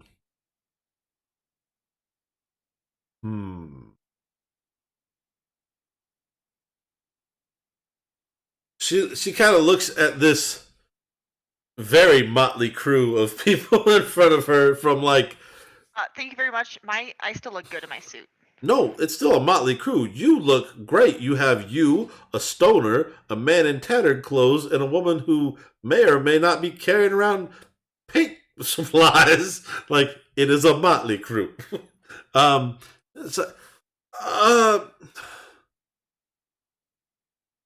Right, like there's definitely been some weird things happening, but I'm gonna have to get y'all's I suppose I could let you go down there and talk to the medical team if you think like you were exposed to the initial blast that happened, but you're gonna have to give me your names in order for me to let you pass this point. Yeah, I definitely give her my alias name. She definitely asked for IDs on everybody. Yeah, I definitely pull out a fake ID. That's fine. I'm just saying, like, when she says that, she is holding her hand out, like, driver's license here, please. So I don't have a driver's license. I don't know if you can tell by my that's accent. No, that's fine. That works. And she what name does she write down? I think she writes down Reese without her spoon. Oh, did you mean Witherspoon? No, it's Reese without her spoon. French, Stevie, what are the rest of you guys doing? and Nick. I'm gonna hand her my business card. Okay. That's it. I think I pull out the old ID from art school. That's probably like 15 years out of date. Uh-huh. It has like Stevie Graves on But it. still has like picture. Still kind of looks like you. Yeah. French. I definitely don't have an ID in the sense that I recognize that Zeph is giving a fake alias. So I'm fumbling around my persons looking for an ID. I have an ID, but like I'm not trying to give it up. Yeah, I think in order for this to work, like she definitely like lean like no, you don't understand. Like in order for you to go down there, you're gonna have to give me something so that I can verify you are who you say you are. Can you just take my plate number? You know, yeah, I guess that'll work. And she kind of looks up for that. It got here. You drove that here. You know, stranger things have been happening tonight. And she jots down your plate number, and she goes, "Okay, you can head directly down there. There's a medical tent set up, and they'll check you guys over." Thank you very much. So, out of context, moment for a second, I will run this until you guys tell me you're done for the night, because I don't have a concept of what sleep is. So I think this applies mainly to Z. So what time do you need to stop tonight, bud? Hey, tomorrow is a holiday. I do not have to work. All right, hard roll. You guys, anybody else got a problem with that? Because you guys are like further west than me and him. So Well, Reed and I have a Yeah. 2-hour delay tomorrow because it snowed here today. Nice. Holly, how are you? You're not Holly. It's 8:46 p.m. So I am so Okay, I'm so I just good. want to make sure because like I will just keep going until someone, and I'm that's probably good for another hour. Okay. I'll say that. I'll say about that. just in general. I will keep running until someone either says here or sends me a message like, "Hey, I got to wrap up," and then I will do that thing. So, okay, so you guys head down to the medical tent. What do you guys want to do? Well, let's get some hazmat suits.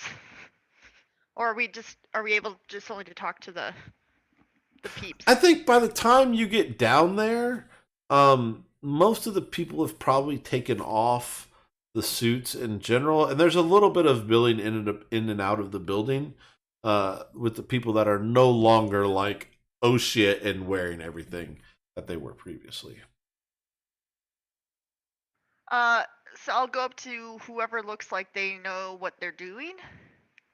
Someone with like a lab coat on, or like a looks nice, or you know. Okay. Sure. You find a person wearing they're probably like they've got like the hood off and everything, but they've probably still got like the yellow jumpsuit off just because like it's a pain to get them in and out of that stuff. So and but you do see them kind of like directing people back and forth. Hi, my name is Agent Without Her Spoon. Flash my badge and credentials and stuff. I have been sent to assist in any way. What information can you give me about what y'all found inside? This is my entourage, by the way. I know they kind of look weird, but they're with me. Weird is probably by far an understatement of these folks. Who did you say you were with again? My name is Agent Without Her Spoon. Sorry, I'm with Interpol. It's international. Are you just trying to manipulate people all day today? Is that? Well, no, I feel like which is fine, what but else like am I supposed to be doing? I don't know how else to get you past these guys. Won't let I me agree. get in. I agree. Yeah. I'm asking like if there's anything else like. I just want to make sure that that's what you're trying to do. Because to be honest, like So, I can't think of a better thing for you to do either. Officer J. Kelly actually sent us down here. We gave her our credentials up there, so like we're Gucci. I probably wouldn't know what Gucci means. You may have heard it We're in a Prada. rap song on the plane. Right. So we are here to just assist in any way possible. Is there anything that we can help with? We can go inside, maybe some fresh eyes looking at what's going on. I heard there's 2 dead people. Like, what's up with that? Get us some suits. Get us Is- some suits. You guys, wait, hang on. I just realized this. None of you guys are like. Oh wait, no. Manipulate is charm. Is anyone like charm proficient? Okay, the mundane is. So Yeah. this actually, this kind of makes sense though, right? Because like you have had interactions with Zeph, you know that they are kind of like socially awkward, right? And you see what they are trying to do and what is kind of transpiring because of that. Like, I would say, like, if you want to step in and help, that would be a good thing to do now. Yeah. Oh, excuse me, miss. I'm sorry. I didn't catch your name. Was it a miss? I'm sorry. Was it a miss? I know this is a guy who's just kind of like yellow, like he's still got the hazmat suit on, but the hood's off. I'm sorry. We didn't catch your name. What was that again? John Hall. Why is that? Are John Hall. you? Sorry. So what she's trying to say is that we're the relief squad. We were called in to follow up. We dropped everything and came as quick as we could. So if you can point us to the direction to the nearest suits, we'll be jumping in there. Okay, so why don't you roll manipulate someone this time? Oh, sweet. Sorry. That was 13. Oh, okay. Thank God. I was like, really? Because like I'm Wow. trying here, guys. I am 1 roll away from leveling up, so I've rolled 5 times and They've all have been failed terrible. 4 out of 5. Here's your. Oh, you're the guys from downtown. I don't know why like that. They didn't say anything about like an outside person. It just said that they were sending a team. Yeah, no, we're done with the suits for now, so you guys are good. Everything inside appears to be clear after whatever was in the building evacuated it. They're still trying to figure out where it went. No one really knows that yet, but there are a couple folks inside still who were originally exposed, and then of course the bodies. So I guess go in there, ask your questions. And I guess if you got any more, like I'll leave somebody behind who can fill you in on whatever you don't think you got from the folks inside.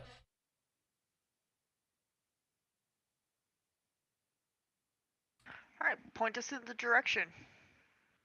Yeah, no, it's just you go in the main doors there, down the hall, take the stairs up to the second floor.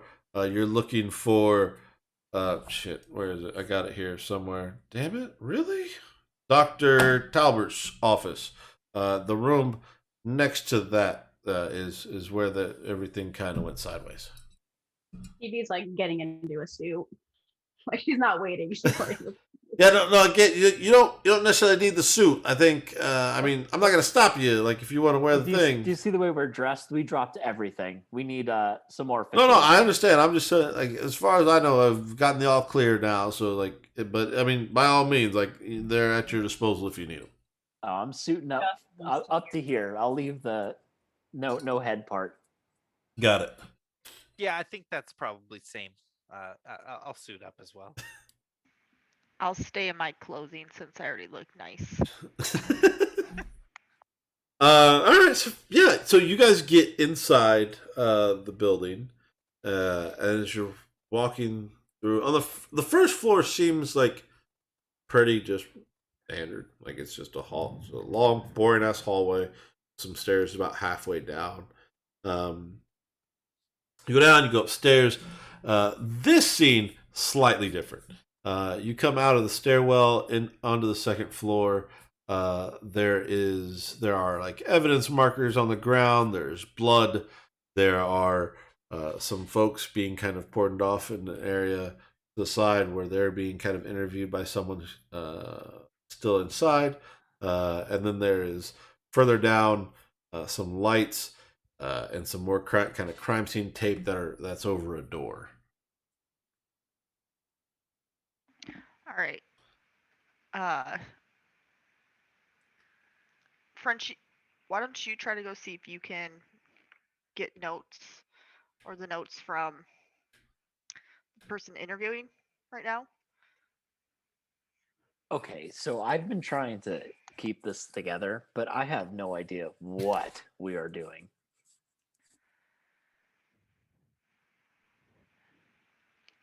Does anybody else have an idea? Nick, Stevie?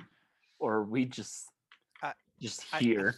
I'm trying to find a medical professional because I'm pretty sure I have a concussion. Zeph seems to think that one's this way, but my head still hurts. I'm pretty sure from when you hit me with the car. That's going to be an ongoing theme for this whole campaign. Because, you know, back when you hit me with the car. I think would Stevie be able to use sight? So as she's kind of like looking around, it's you can see invisible things, especially spirits and magical influences. It's investigating a mystery, basically, is the role. What's the move? The sight. Trying to... Kind of as she's like walking through this, like putting things together. Like Stevie's never seen a dead body. The blood's kind of freaking her out, so she's just kind of like looking around wide-eyed. It seems like a pretty good moment for powers to kick in because she doesn't have. You kind of, especially. So this is definitely the first time Stevie's kind of been in this kind of a situation. Obviously, like dead bodies and blood and gore and that kind of thing.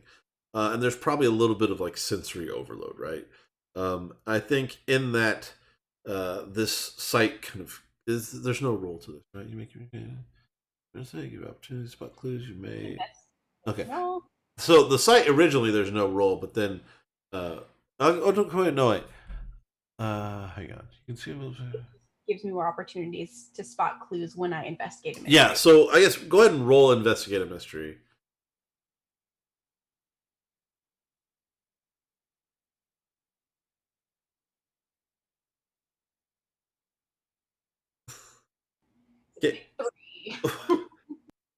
Guys, come on. You can roll dice in D20. I'm just saying, like it's there as a resource if you guys need I've it. been rolling mixed successes all night. This is the first This one. is true. Not good. You don't see any spirits. Like that's not a thing that's present to you. There is kind of like this blinding, overwhelming light that is Stevie's weird enough that like she knows kind of like what an aura would look like ish, right? And you kind of get that kind of vibe. Like you definitely see like there's this kind of wave of energy aura-ness that is coming from that door and kind of looks like it's traveling in a direction opposite of where like it's headed out as you're walking in. It's basically and again like it is that swirl of ash, fog, mist, particulate that was on its way out. Like it left behind like this trail of energy that is definitely not natural. But aside from that, I don't think you necessarily like you don't pick up like there are no spirits floating over the body bags or anything like that. So I think in that case, Stevie would. Why don't we check out that room? We know the thing, whatever this is, left. Like I can see it left, but I think we need to go into that room for some reason. I don't. That seems like the best place to figure out what's going on. Yeah, that's kind of where I wanted to go too. I was really just hoping French would try to go talk to those people over there, and I know, French, that you are trying to figure out what you're doing here. And honestly, I'm not sure yet. But there is a purpose, I believe. I mean, as long as we're all in the same boat and just rolling with the night, I will go talk to somebody. I don't think we all need to go in that room, right, Jesse? Like we can. No, you guys can certainly split up if that's what you want to do. Well, not really splitting up. We're in a room over. So there's something separating you from the other people in the party. Just want to make sure I get this right. No, I'm kidding. Yeah. Okay, so It's the caution tape, right? yeah, the caution tape is the barrier between the halves of the team. French, as you kind of like approach the, hang on, as you approach the person that is like, there's obviously like one person who is like kind of like in just janitorial clothes, and the other like a more official person. Like, as you approach to speak with them, the one the official just kind of like, they kind of like the whole like flip the notebook, close, and turn and start to walk away as you're approaching, not really paying you any attention. Okay. I don't know if I can oops my way into this.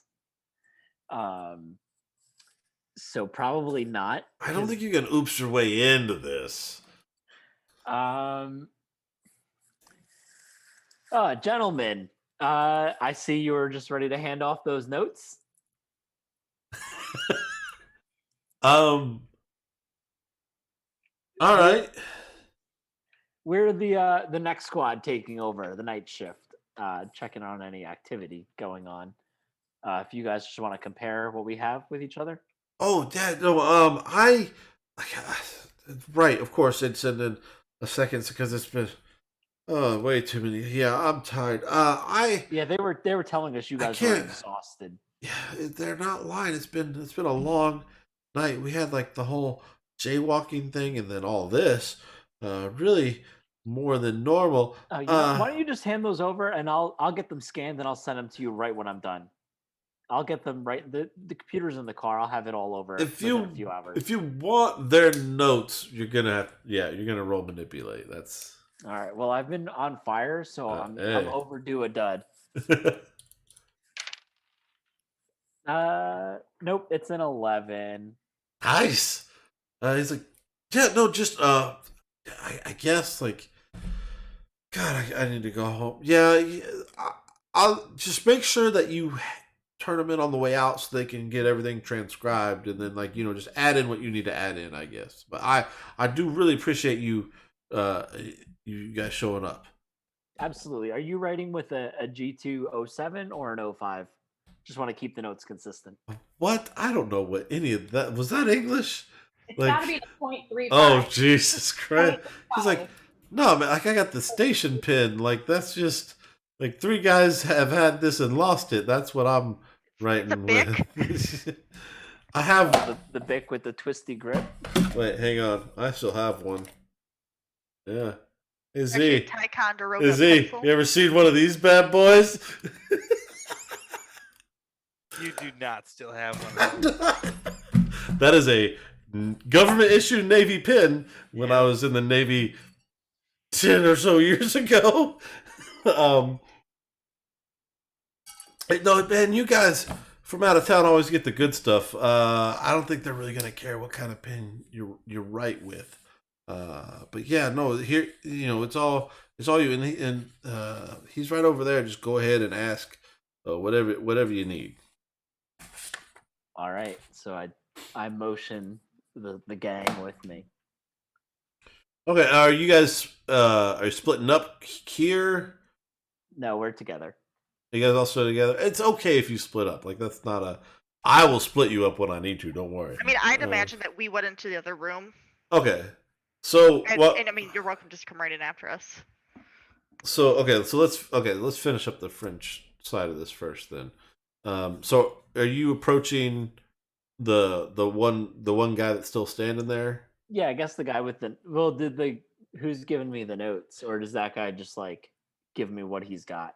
The guy that's giving you the notes is kind of, again, like in the hazmat suit without the hood. It was just like, yeah, here you go, kind of thing, and handed those off to you. And there's another gentleman a little bit further down that he was talking to, kind of like as you were approaching. He's the one like that's in the janitorial clothes. Oh, can I look at the notes now? Sure. There's not a whole lot to them. They just say, let's see here.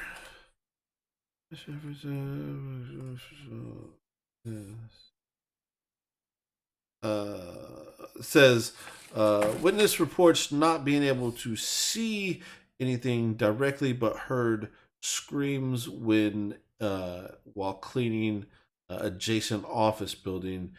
Came out and found the two victims in the hallway.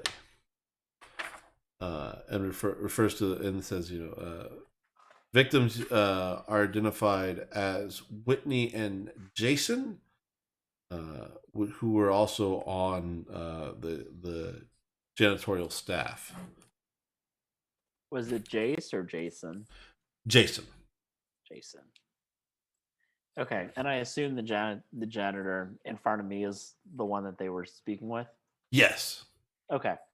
And there's notes in there that say that that gentleman's name is Sam Harrison. Good old Sammy H. Alrighty. Are the bodies still there?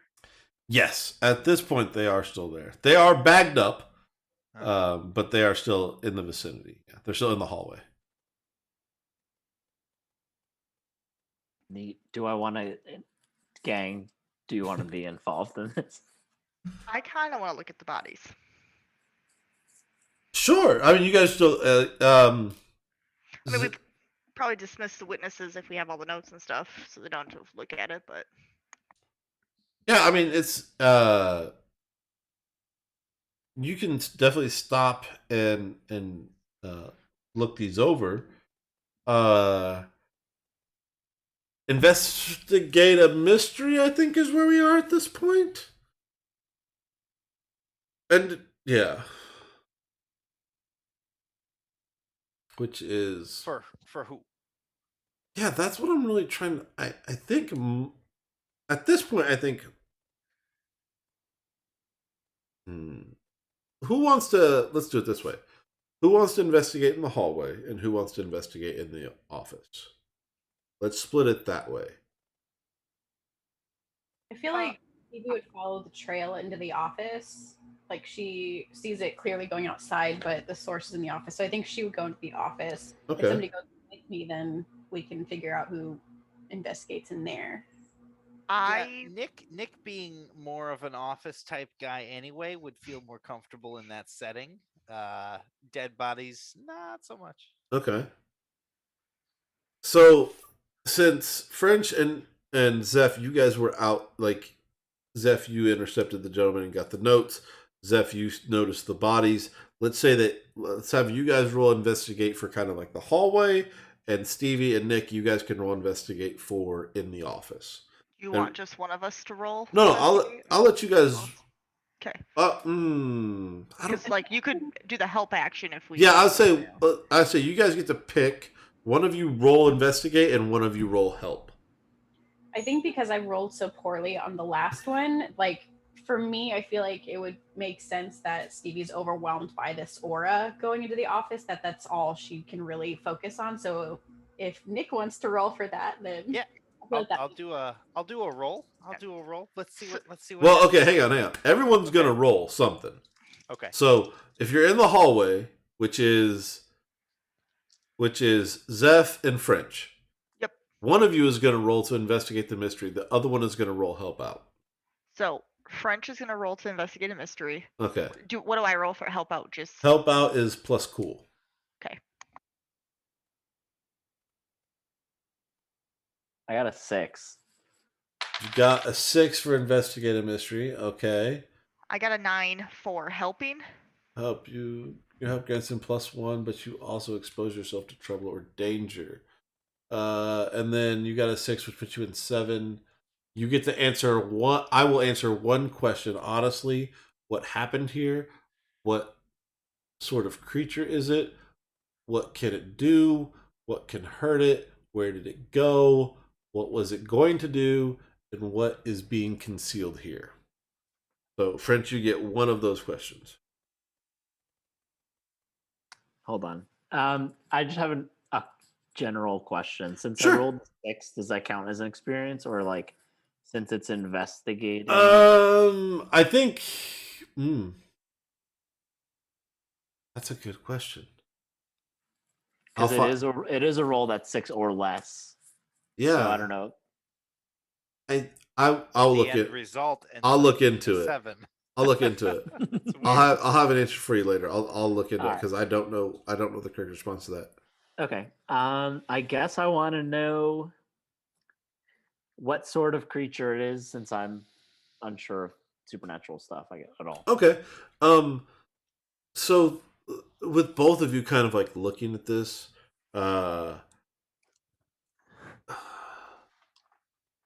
you're it's not normal French for you. Like this is weird, Oh right? yeah, the whole There anyway, this whole are situation. there are some large slash marks across like the chest and torso that are they're like multiple like fingers. I mean, it literally is like fingernails type slashes, but deeper than what most normal fingernails would be.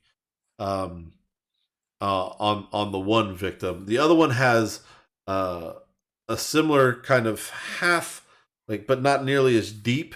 Like it wasn't as damaging, but they also happen to have a chunk missing out of their shoulder in a circular shape. Would I be familiar with what's So, hmm. The question: what type of creature is it? That's the question.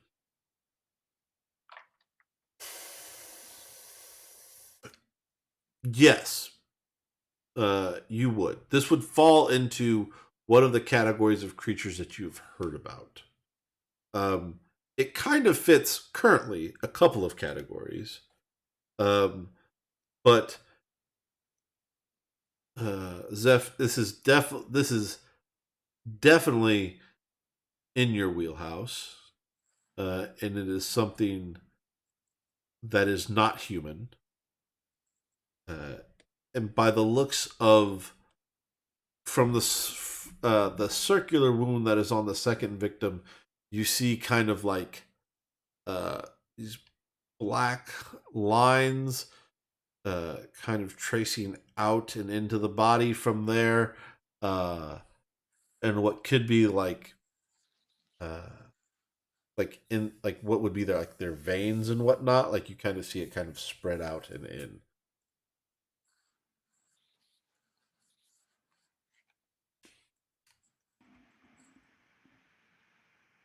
Okay, so not human. That's all I know.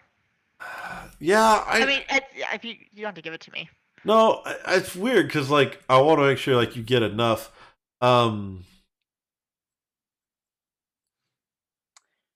But it's your first miss. You know what I mean? Like that's kind of where I am with it. It's your first time encountering it in the field, but it is I some. will send a text, be like, with the information that I have to see if I can get anything back. Okay, I like that. And I have a question, Sure. kind of related, I guess. I guess how closely does it resemble something that I know that Nick's character is capable of? Ooh, that's good. If that's where my general Yeah, suspicions no, are. that's a solid. That's a Because solid. you're saying like ask. large slashes, and I'm like, the shit that I've seen today. Like, I Yeah, think no, that's I where my mean, head is you at. definitely have some indents in your trunk that could be attributed to the same type of attack. It's obviously not the same attack because, well, I mean, timeline wise, maybe, but Nick has been with you guys for a minute, uh, but it's similar in like claw type fashion. Yes. Okay, I guess since my character is like so new to everything, I'm just like trying to tie everything Right. together No, as closely 100%. as Yeah. possible. I like. Yeah. No, 100% like it.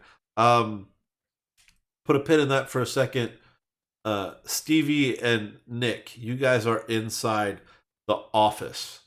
So one of you investigate, one of you to help. Unless you want to do something besides, if you want to use a move besides investigate, that's fine. But like, if you're just both trying to investigate, that's what you should do. No, I think investigating's good. I'll roll to investigate if you want to roll to help. I don't know how your cool is, but I've got a +1. Oh, well, I have a -1, so this should go well. Sounds like you guys are playing this right. Oh, I got an 11 +2. Okay, Stevie. Muted. Sorry, I got so excited. I have 11 +1. This is Okay, We so rocked it. you get a +1 to the investigate, which really doesn't need it. Right. Oh goodness. Okay, if the answer isn't obvious, roll plus sharp. On a 10 plus, you can ask an additional question from the list and get honest answers. So investigate issue, you get to ask. So basically, you get to ask 2 questions. Same Okay. concept. What happened here? What sort of creature is it? What can it do? What can hurt it? Where did it go? What was it going to Yeah. do? And what is being concealed here? I guess looking through paperwork, I think I would be trying to kind of put together some sort of pieces. My thought is what happened here, but what do you think, Stevie? I think Stevie would have communicated where it went. So like she's more focused on that one. I do like the what happened here. I think that's like a solid one to choose. Yeah, just kind of trying to figure out a little bit more details. Like we know something people got killed. So But with like right, so with the Yeah. amount of investigation that's already been done by the proper authorities, so like when you guys get in here, there's like evidence tags and spots, and things are preserved, and it's very much a sterile crime scene, except for the fact that you 4 are here. So you go into the office, and the office has an adjoining room. Stevie, you can see kind of that with your sight. You see the energy coming from that adjoining room through the office and then out into the hallway. So leading Nick back into the adjoining room, that's where this clean room was set up. So essentially, at this point, you guys get half of that information. Like you get the information without the lead up, right? There is a leather bound book inside of this kind of makeshift hodgepodge clean room that was set up, that you can't quite see from outside because like it's more of like literally like just like white plastic that's like not completely transparent, you know what I mean? Like they really just kind of threw this up because they wanted to do this thing ahead of what they should have. So there's this makeshift clean room that's set up. There is evidence tags in a corner of said clean room where there is an obvious hole that you can see now after the fact. And inside of it, there is a book on a desk kind of like in the center kind of deal. And so you get the information about the book. It's a brown leather book. There are no pages inside of it, except for, like there are like remnants of a few pages. The cover still has that tinted red dragon shape marking on the front.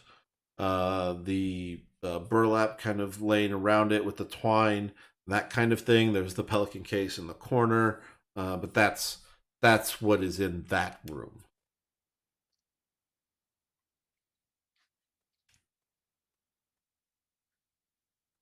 Not gonna lie, Stevie's gonna want to take the book. I think like very carefully because I'm assuming like this aura is like all surrounding or like in a general area. Yeah, there's definitely like it definitely emanates from inside of that room, kind of like around the ceiling, and you are kind of able to trace it, right? You're able to trace it kind of like from the ceiling of that clean room through the hole, down the hall, and out, kind of deal. And it starts kind of like not as bright, and kind of to a point at where that book is currently lying.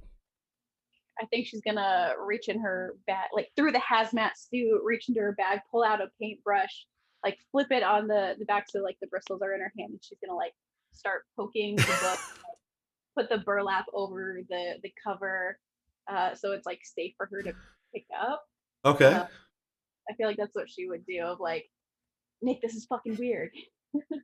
I think this has something to do with it, but like, I don't. Should I take? I'm gonna take it. Nick looks around. He said, "Yeah, okay. I'm an enabler." I'll get you another pot of coffee if you don't tell anybody. Deal. So that was what happened here, right?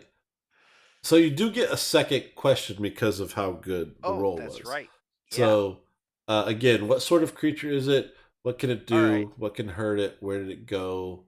So What was maybe I don't know if there's any info in the book. You said there's no pages, but maybe we look at we kind of already know where it went, right? We were able to follow the trail. Mhm. And I don't know, maybe we try to figure out what can hurt it. You know, we know Mm. this thing killed two people. Hmm. Figure out what can hurt it. Yeah.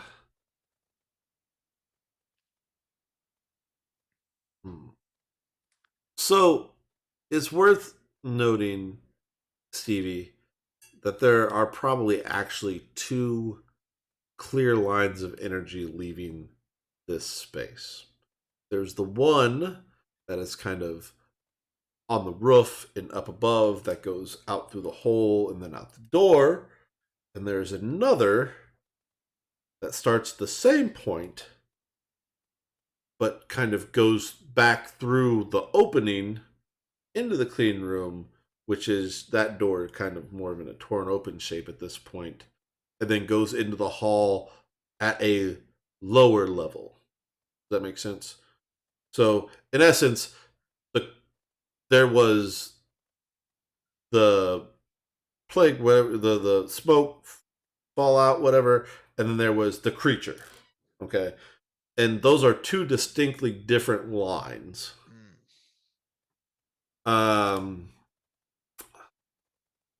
What can hurt it? Man, that's... I don't know. I can ask a different question. No, you are 100% allowed to ask that question. It's how I give you that information. There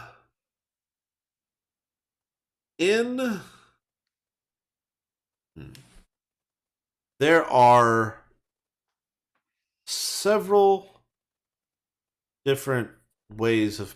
Once you guys get into this office, there are several different ways out of this little side room that you're in. The way, Stevie, that you're able to trace the way out is a way that is... There are probably several kind of like investigative, like spotlights or like big kind of like reflective lights that are there. In certain corners of the room, like that were set up as just kind of observe, like how they get like kind of look at things and some machinery and whatnot. And then the way that it left was opposite of those through a door and passage which did not have such things. Softball this one the first time because I want to make sure you guys get it right, and I don't have a solid way of doing this. It's the heat of the things. It's the heat of those lights, not necessarily the brightness, because the way it left, there are still lights there, but they're just like standard LED lights, nothing major. But where it could have gone out, like the other exits, kind of have these this machinery and this heat and this light that is around it.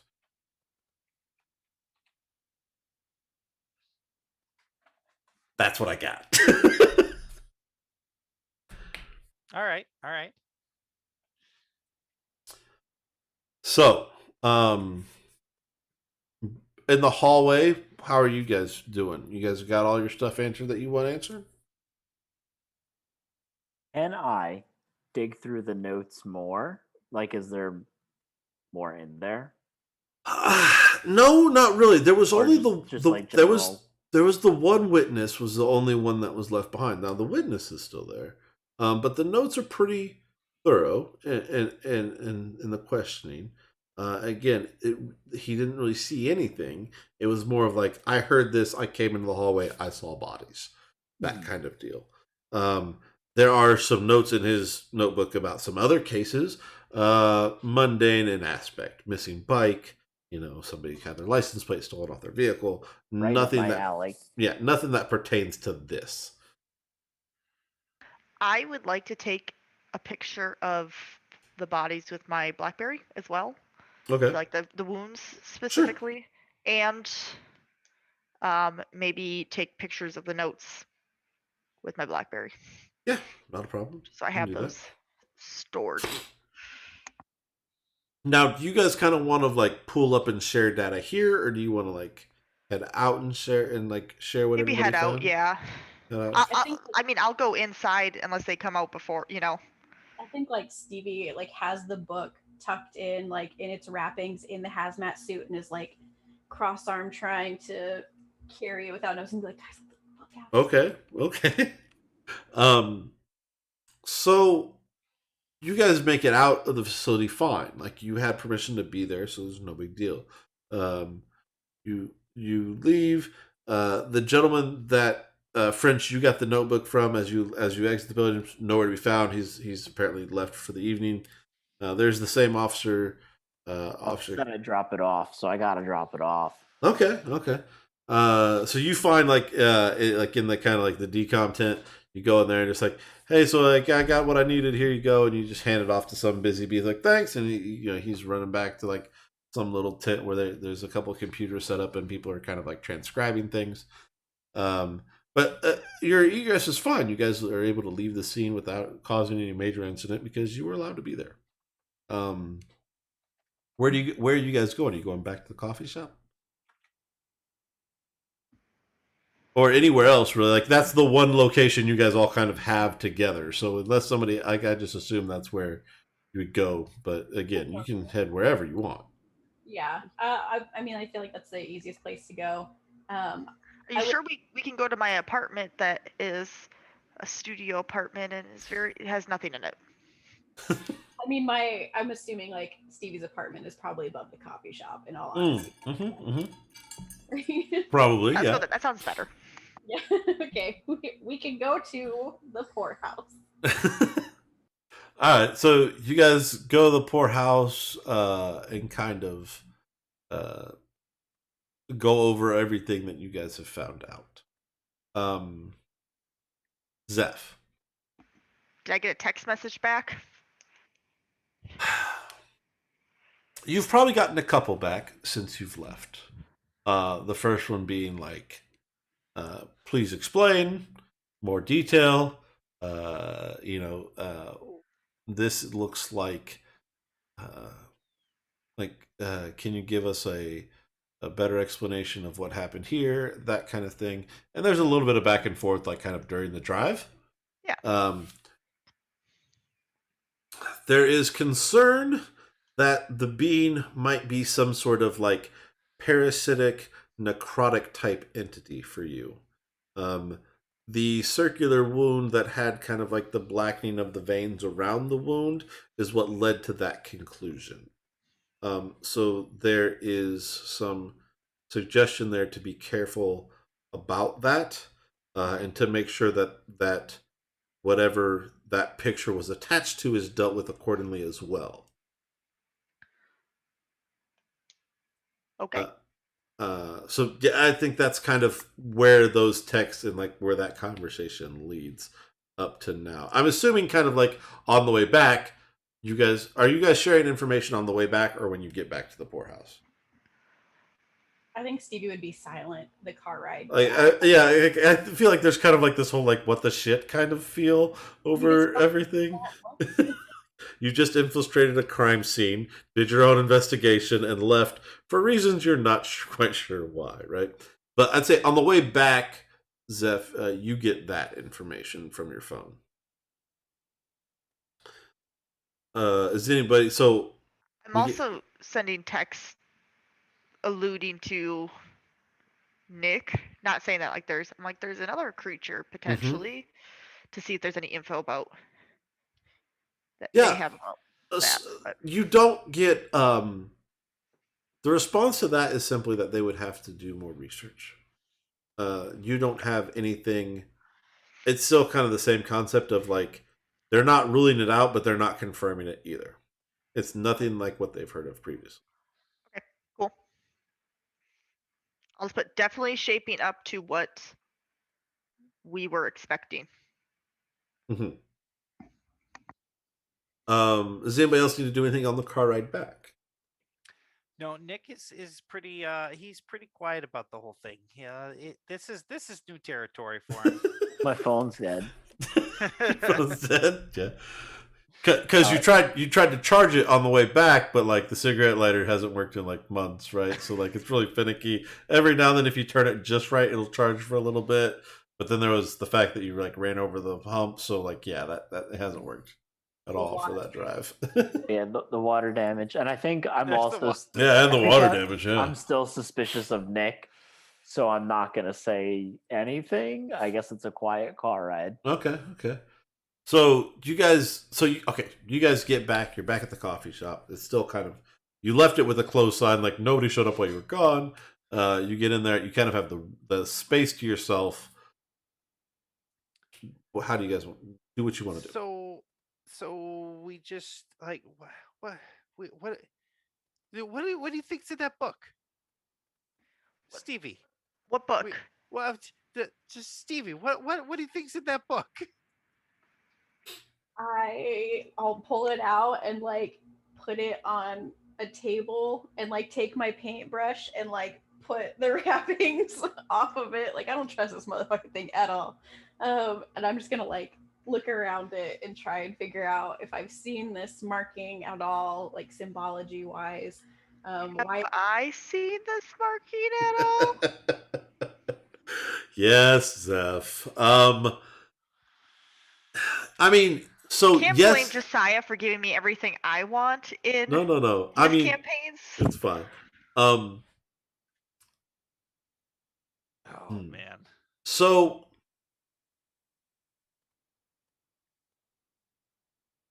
this is a Zeph. When you look up, like Stevie pulls this out and lays it out for you, and is kind of like poking at it with her palette knife, and you immediately key in on it. It is old, ancient old, like basement books that you have seen before, kind of old.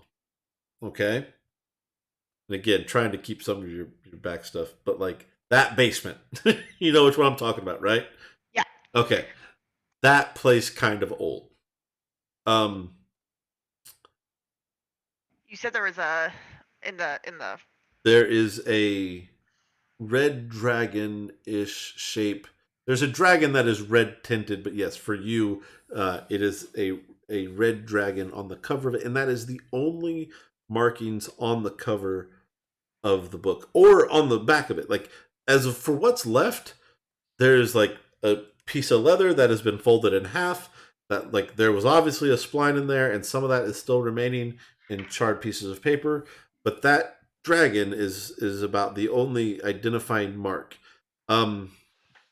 It doesn't quite compute for you. It definitely rings, but it doesn't make sense. Okay, so I'm gonna Stevie, don't touch it. Let me look at it. deep brush, like if you want to touch it. I'd like to touch it. You can, yeah. You reach out and touch it. Nothing really happens. Is there anything on me that dings? Like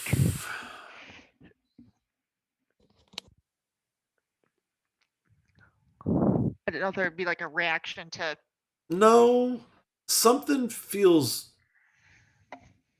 You get the pull that something's off, and you get the pull that this is exactly what you think it is, but you don't know why it is. Does that make sense? yes. This So, is like, it's related to what I know, but I Yes. don't know what. But it doesn't make Is it sense to why. Okay, like secrets are fun. So This is 100% related to the thing you think it is, but there is nothing in your training, knowledge, or anything that you've been told about that says something like this would exist. Period. I will take a picture of the cover with my BlackBerry, but I am not going to text that yet. Okay. Yeah.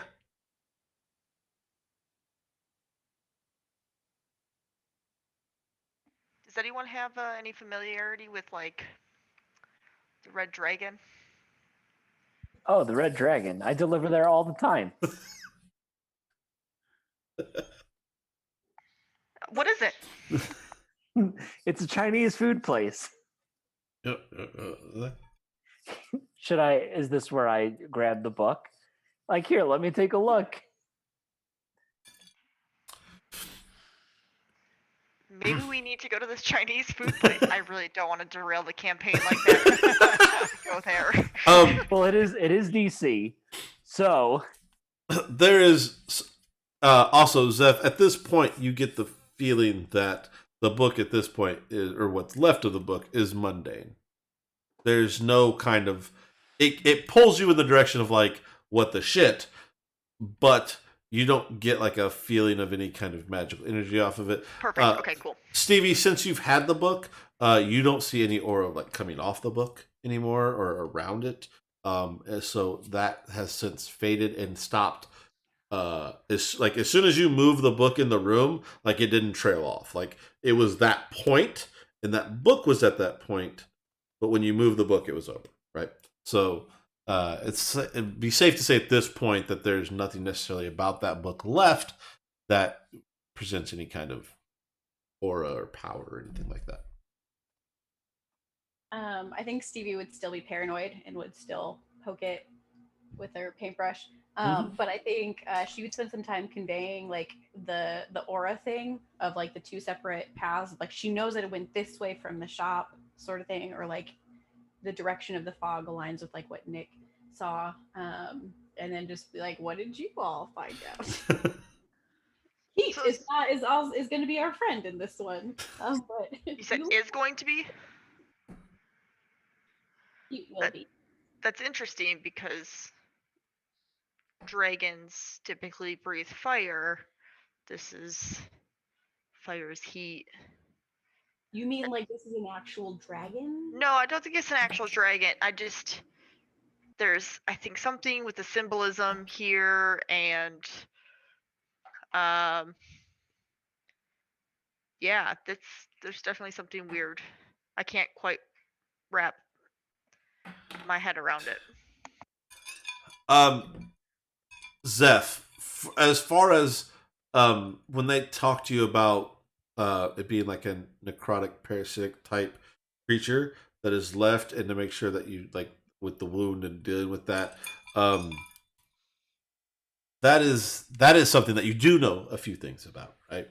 One of those things being that in order to deal with something that's of that sense, one of the more common ways of handling that situation is fire, right?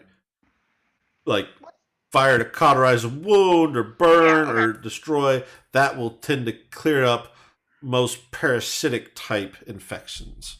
And I'll share that and be like, it's lucky I have the capabilities with me. So that's So we think it's a parasite of some sort. Yes. Parasitic creature. Do you guys think I did that?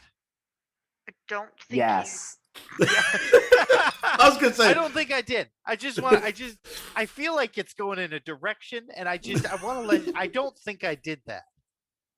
Well, I'm 100% sure that you were here when that was going down. Okay. So I mean, drawing in my book, and you don't look like a parasite. And if you look at French's photo or Zeph's photo now, like you don't look like a parasite, so I don't think it's you. I want to point out something timeline wise. The vehicles and the ambulances like started going that way before Nick was in the coffee house with you guys. So Zeph, for you to say like I'm sure he wasn't there is not 100% accurate. Well, I'm just saying because like we saw the thing fly out, like the other Yes. thing that exited out. Yeah. Right. So But I guess now we know that's separate. Was that There- before he turned? there are two different things kind of happening here. One is this creature that left the building, and the other is this fog, crazy, whatever ash thing that's happening. That is something separate. Those are two separate things. If you want to rule Nick out, that's fine. I'm just telling you, you don't necessarily Oh, have the it hard could evidence be for the that. I mean, here's the thing: if Nick was the creature, Nick wouldn't really know.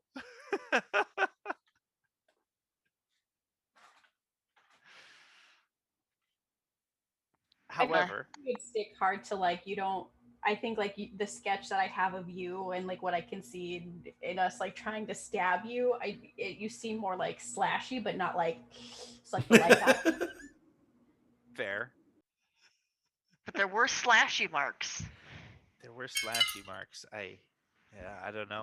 We do have the photos.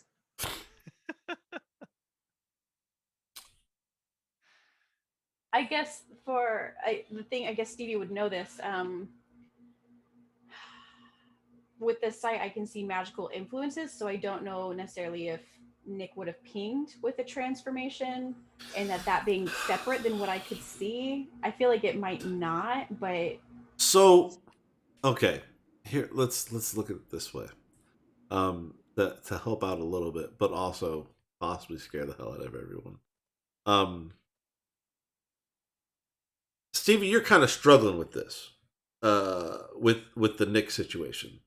Like when Zeph says like, no, that couldn't have been you because you were here, but then like as kind of piecing together, like, well, like I don't know, maybe, and but Nick's like, well, no, I saw the stuff going across the sky, and I was there, and so and as you use your sight, you kind of like you can see something around Nick, but you're not sure. But you step outside for a second to collect yourself and like center and like, oh, what the fuck kind of thing, right? And as you do so, just take a moment and look up to the sky and just kind of like whew. You see that aura that was in the room, that streak go by. But it doesn't just go by in front of the coffee house. It goes in front of the coffee house and down the side and down Main Street, around corners. And as you look up and just kind of, it starts as kind of faint, and as you sit there and just kind of try and relax and let the experience happen as Stevie is wont to do in most cases, the sky almost, and this is at this point it is late in the evening. It is probably getting close to midnight, right? And as you look up, the sky just turns this white light auric color that you saw in the building, but there's streaks of it going everywhere. And that doesn't necessarily compute with, you know what I mean? Like, it wasn't just one line. There are multiple lines going in multiple directions, like that you can see easily from where you're standing currently. hey y'all, we gotta talk.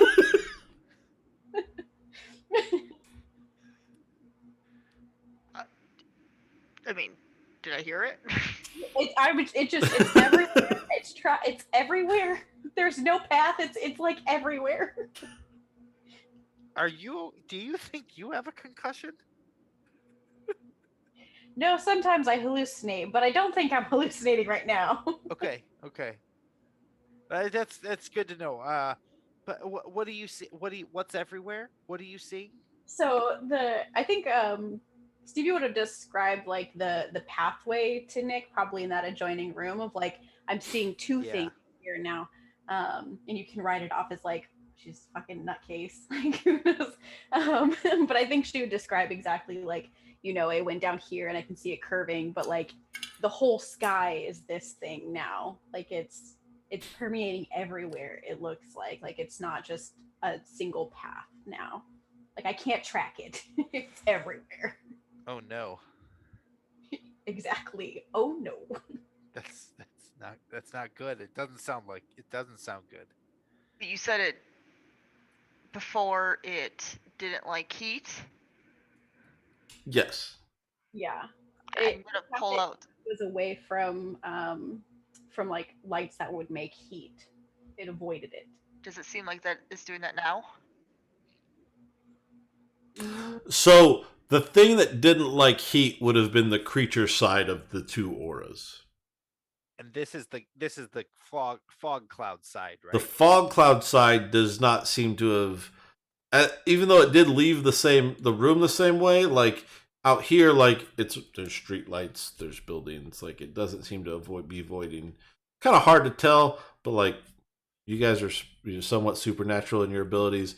It doesn't. It's just everywhere.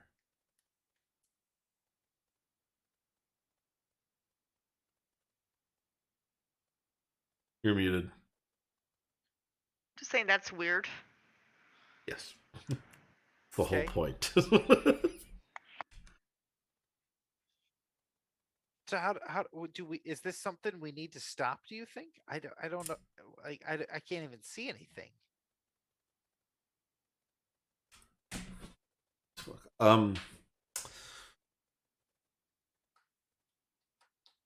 What about the thing that killed the two people?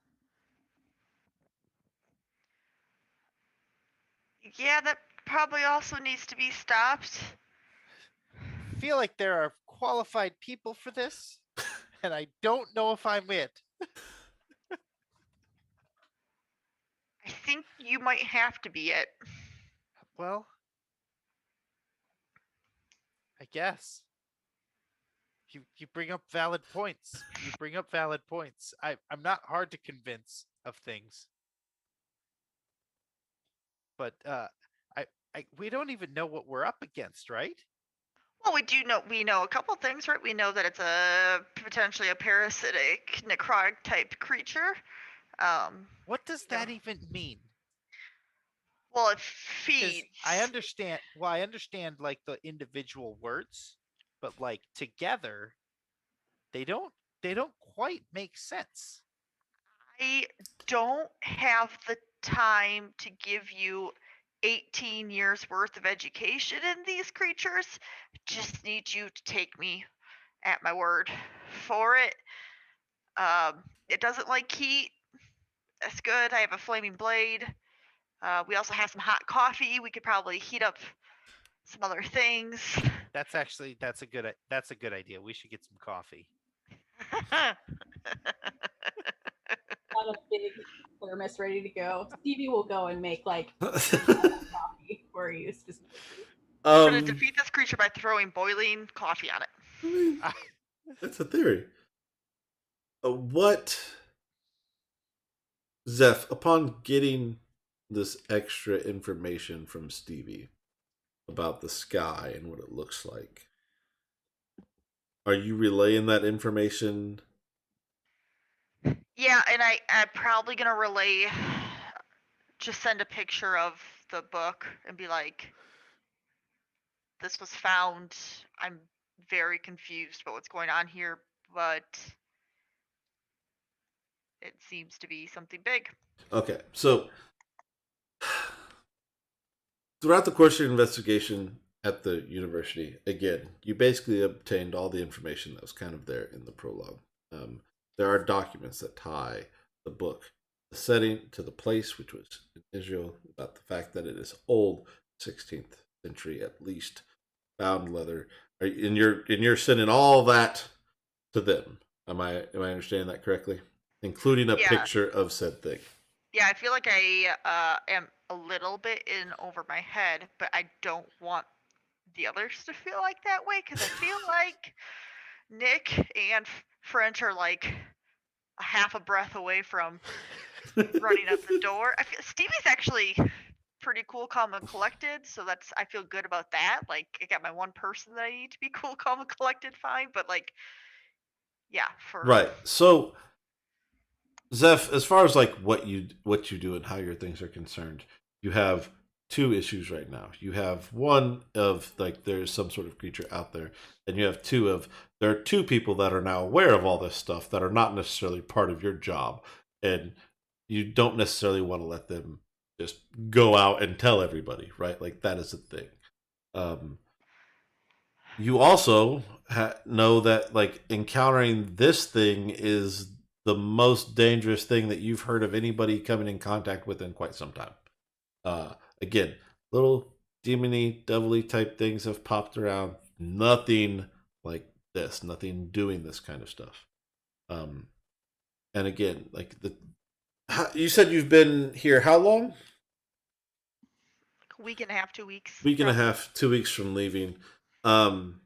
You've gotten, you've texted them, they've texted back, they've given you information, they've tried to, be helpful and apprise things as needed.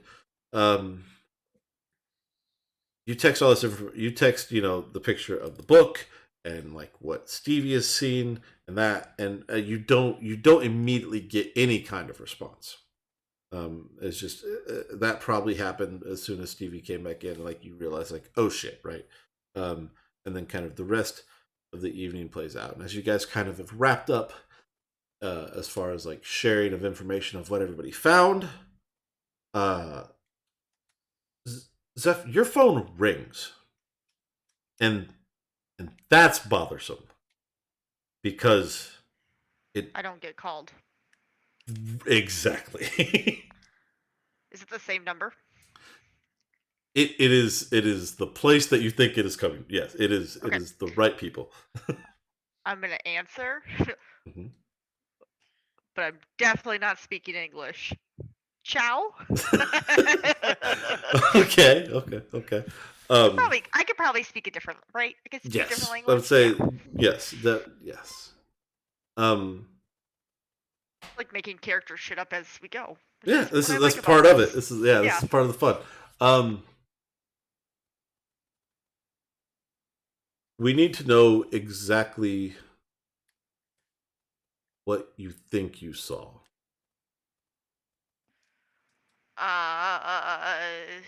Well, like I need more specifics about what I saw a lot today. So You need to understand that as of this evening, there have been quite a few incidences spread out across quite a few different places. But yours seems to be somewhat unique in that you have found some type of starting point. No one else has been able to kind of pinpoint or trace or identify what or where these creatures have come from. What we do know is that, of course, they shouldn't be here. So I'm pretty sure it started at American University. I went down there. I'm just gonna relay everything that I Right. saw. Yeah. Um. For brevity's sake. Yes. And there's this book that has this dragon on the cover, this red dragon on the cover. The person. Okay. So who called you? Who? So I imagine that there's like a handler. Like I have a handler that I Mhm. typically work with. Like so someone that I'm So familiar kind of like with. once removed from Yes. the other. Okay. Yes. Okay. And this handler has been your handler for the previous 18 years. Yeah. Right.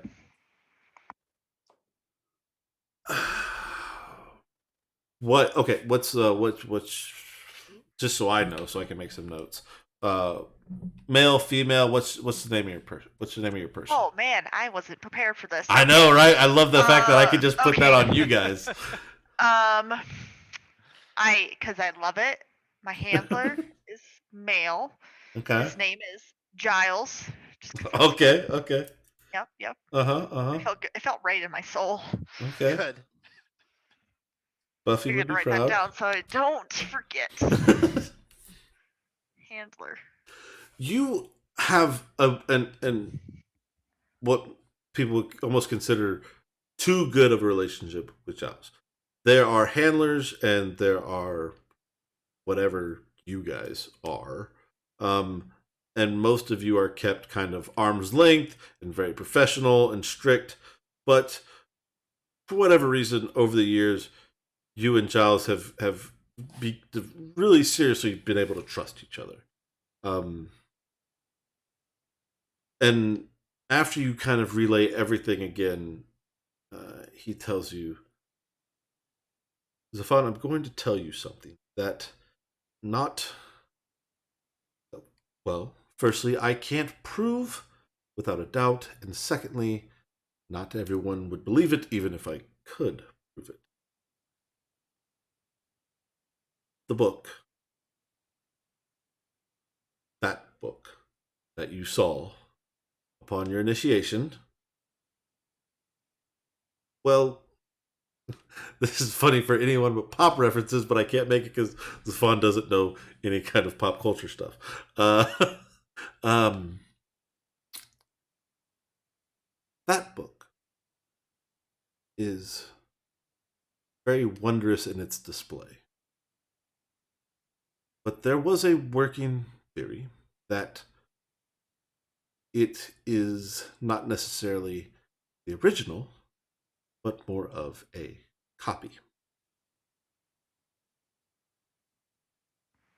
Now, So this could be the original. The OG, which I have learned in the last week and a half means original gangster. correct. Now, the second half of that is, as you know, the reason why we have only really come across rare, minor annoyances, as opposed to something like what you seem to have countered this evening, is that it was assumed that the book kept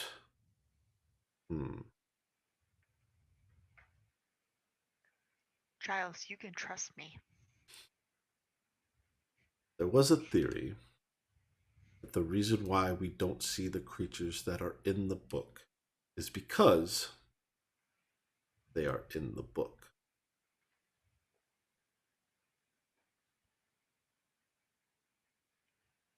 But if this isn't the book, and you found something that is actually the original, But it didn't have pages, which would mean that they're not in the book anymore. That's not good. you always were a very quick study. Thanks. My sharp is just a 0, but Again, this is a minimal theory shared amongst only a few of us, and none of us can prove it even correct.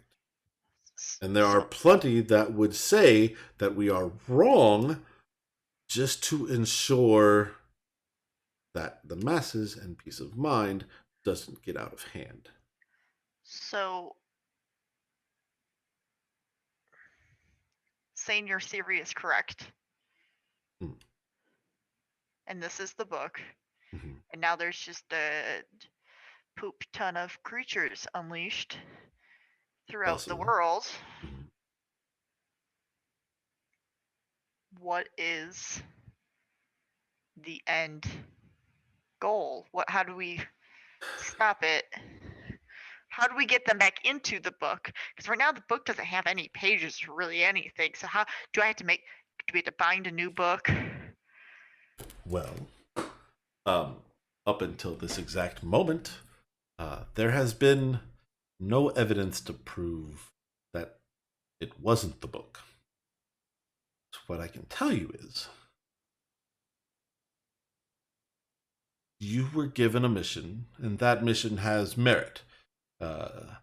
Wasn't given lightly, and it was given for a reason, and that was to protect this Stevie. That somehow has to tie into this. How, I am not sure, because again, no one has bothered to give the theory any thought except for a few of us who were just kind of like, hey, what if? And Well, that was if only because a few people watched Raiders of the Lost Ark way too many times, and there was a whole cup, and it's a thing, and like a wooden cup and a golden. Anyway, it's again, you never saw it, but one day watch it. It's a great movie. um, so Stevie is seen. She's coming into her powers, which we expected. Mhm. She's seen light all around, or energy all around, which could be the Could books. very well be the essence or remnants of those things escaping. Yes. Okay. So what we need to focus on is specifically the parasitic creature right now, because that's in town. One should definitely not lose sight of the tree when walking through the forest. Yes. All right, Giles, this was helpful. Any idea where I can find a parasitic creature or how to lure one? Because Well, it's again, there's a lot of doesn't like flame. new stuff going around, but again, from the copy of the book that we have access to, which is still in complete tact in the basement, they tend to want to spread as parasites typically do, and they will try and hole up in places that are dark and out of the way, and as they kind of they will kind of have some sort of den or central place that they make a home out of while they go forth to wreak what havoc they will. It's worth noting, if you do not intervene, there will be more deaths, and the infection will spread to others, which will then compound your problem. Okay. Cool. Can you look into the stuff I sent about this guy named Nick? Because it seems weird, and I told him that we might be able to help. I think he's part of the whole thing going on. Not the parasitic thing, maybe the parasitic thing. I don't really know, but I will continue to look through what information we have here. I will say that from what I know of our version of the manual, or the manuscript, that's what should have been. He doesn't. What you've described doesn't cross-reference with anything that is in there. However, now wondering if the copy is not necessarily a full copy. So there's that to think about as well. But I will do what I can to kind of come up. I can't exactly just go around asking everybody. Again, it would incite panic and revolt, and it would be terrible. So for right Okay. now, it's you and me trying to figure this out. all right. One last question for you. Are you still wearing those tweed suits with the elbow pads? Because I always thought that was a good look for you, Giles. Yes, I really wish you would focus less on fashion and more on the task at hand. Again, All right, cape. death It's kind and of destruction. nice. Yeah. I feel like maybe we have a good starting point here. Yeah. Thank you. Anything else that I need to know before we go? We're using up a lot of international minutes right now. I know that. If, like as always, if you come across any new information, I will do what I can to help you, as it is my job, and I want you to be successful. But there's a lot here that is completely new to everyone. Okay. Well, let's focus on what we do know. And yeah. All right, flame on. That's say that's what? really that's I not know it's not a that's thing. not a I'm thing. just trying it You out. keep trying to Okay. make it a thing. It's not. It's never going to be a thing. It was a whole other movie. That's why. Anyway, okay. I will speak with you soon. It's All right. fun. And he hangs up. I really hope one of them knows Italian, so. So yeah, I think that was a solid conversation. It's 1 a.m. Does anybody want to wrap anything else up tonight before, like, that's a pretty solid end note and break in action type thing? I think Stevie would try and hide the book, probably just like under the counter, under the espresso machine or something, like tucked in the back. But she wouldn't want to she wouldn't want to bring it into her apartment, and she wouldn't want it sitting out. Understood. Hide it. French, anything to wrap up? No, probably have to get a new phone and Which the shop doesn't open till morning. Like it's rough. Oh yeah, so no, you're good that's a future French's problem. Yeah, that's future French's problem. So Exactly. I do want to relay all the information except for like the stuff about like my book and that. So Are this book you had some things in it, and now it doesn't have the things in it. So now they're in the world potentially. are you relaying the part about, like, are you relaying your theory about Stevie to Stevie? Not yet. Okay. Okay. So you guys kind of have the information of just like this book let out some things apparently, and that's bad. We need to focus on the parasite thing, dark dank places. Yeah. Nick, anything to wrap up? Nope, I don't think so. But I think it's been a little bit, and there seems to be just this nagging voice in the back of Nick's head that just really wants some bitter coffee.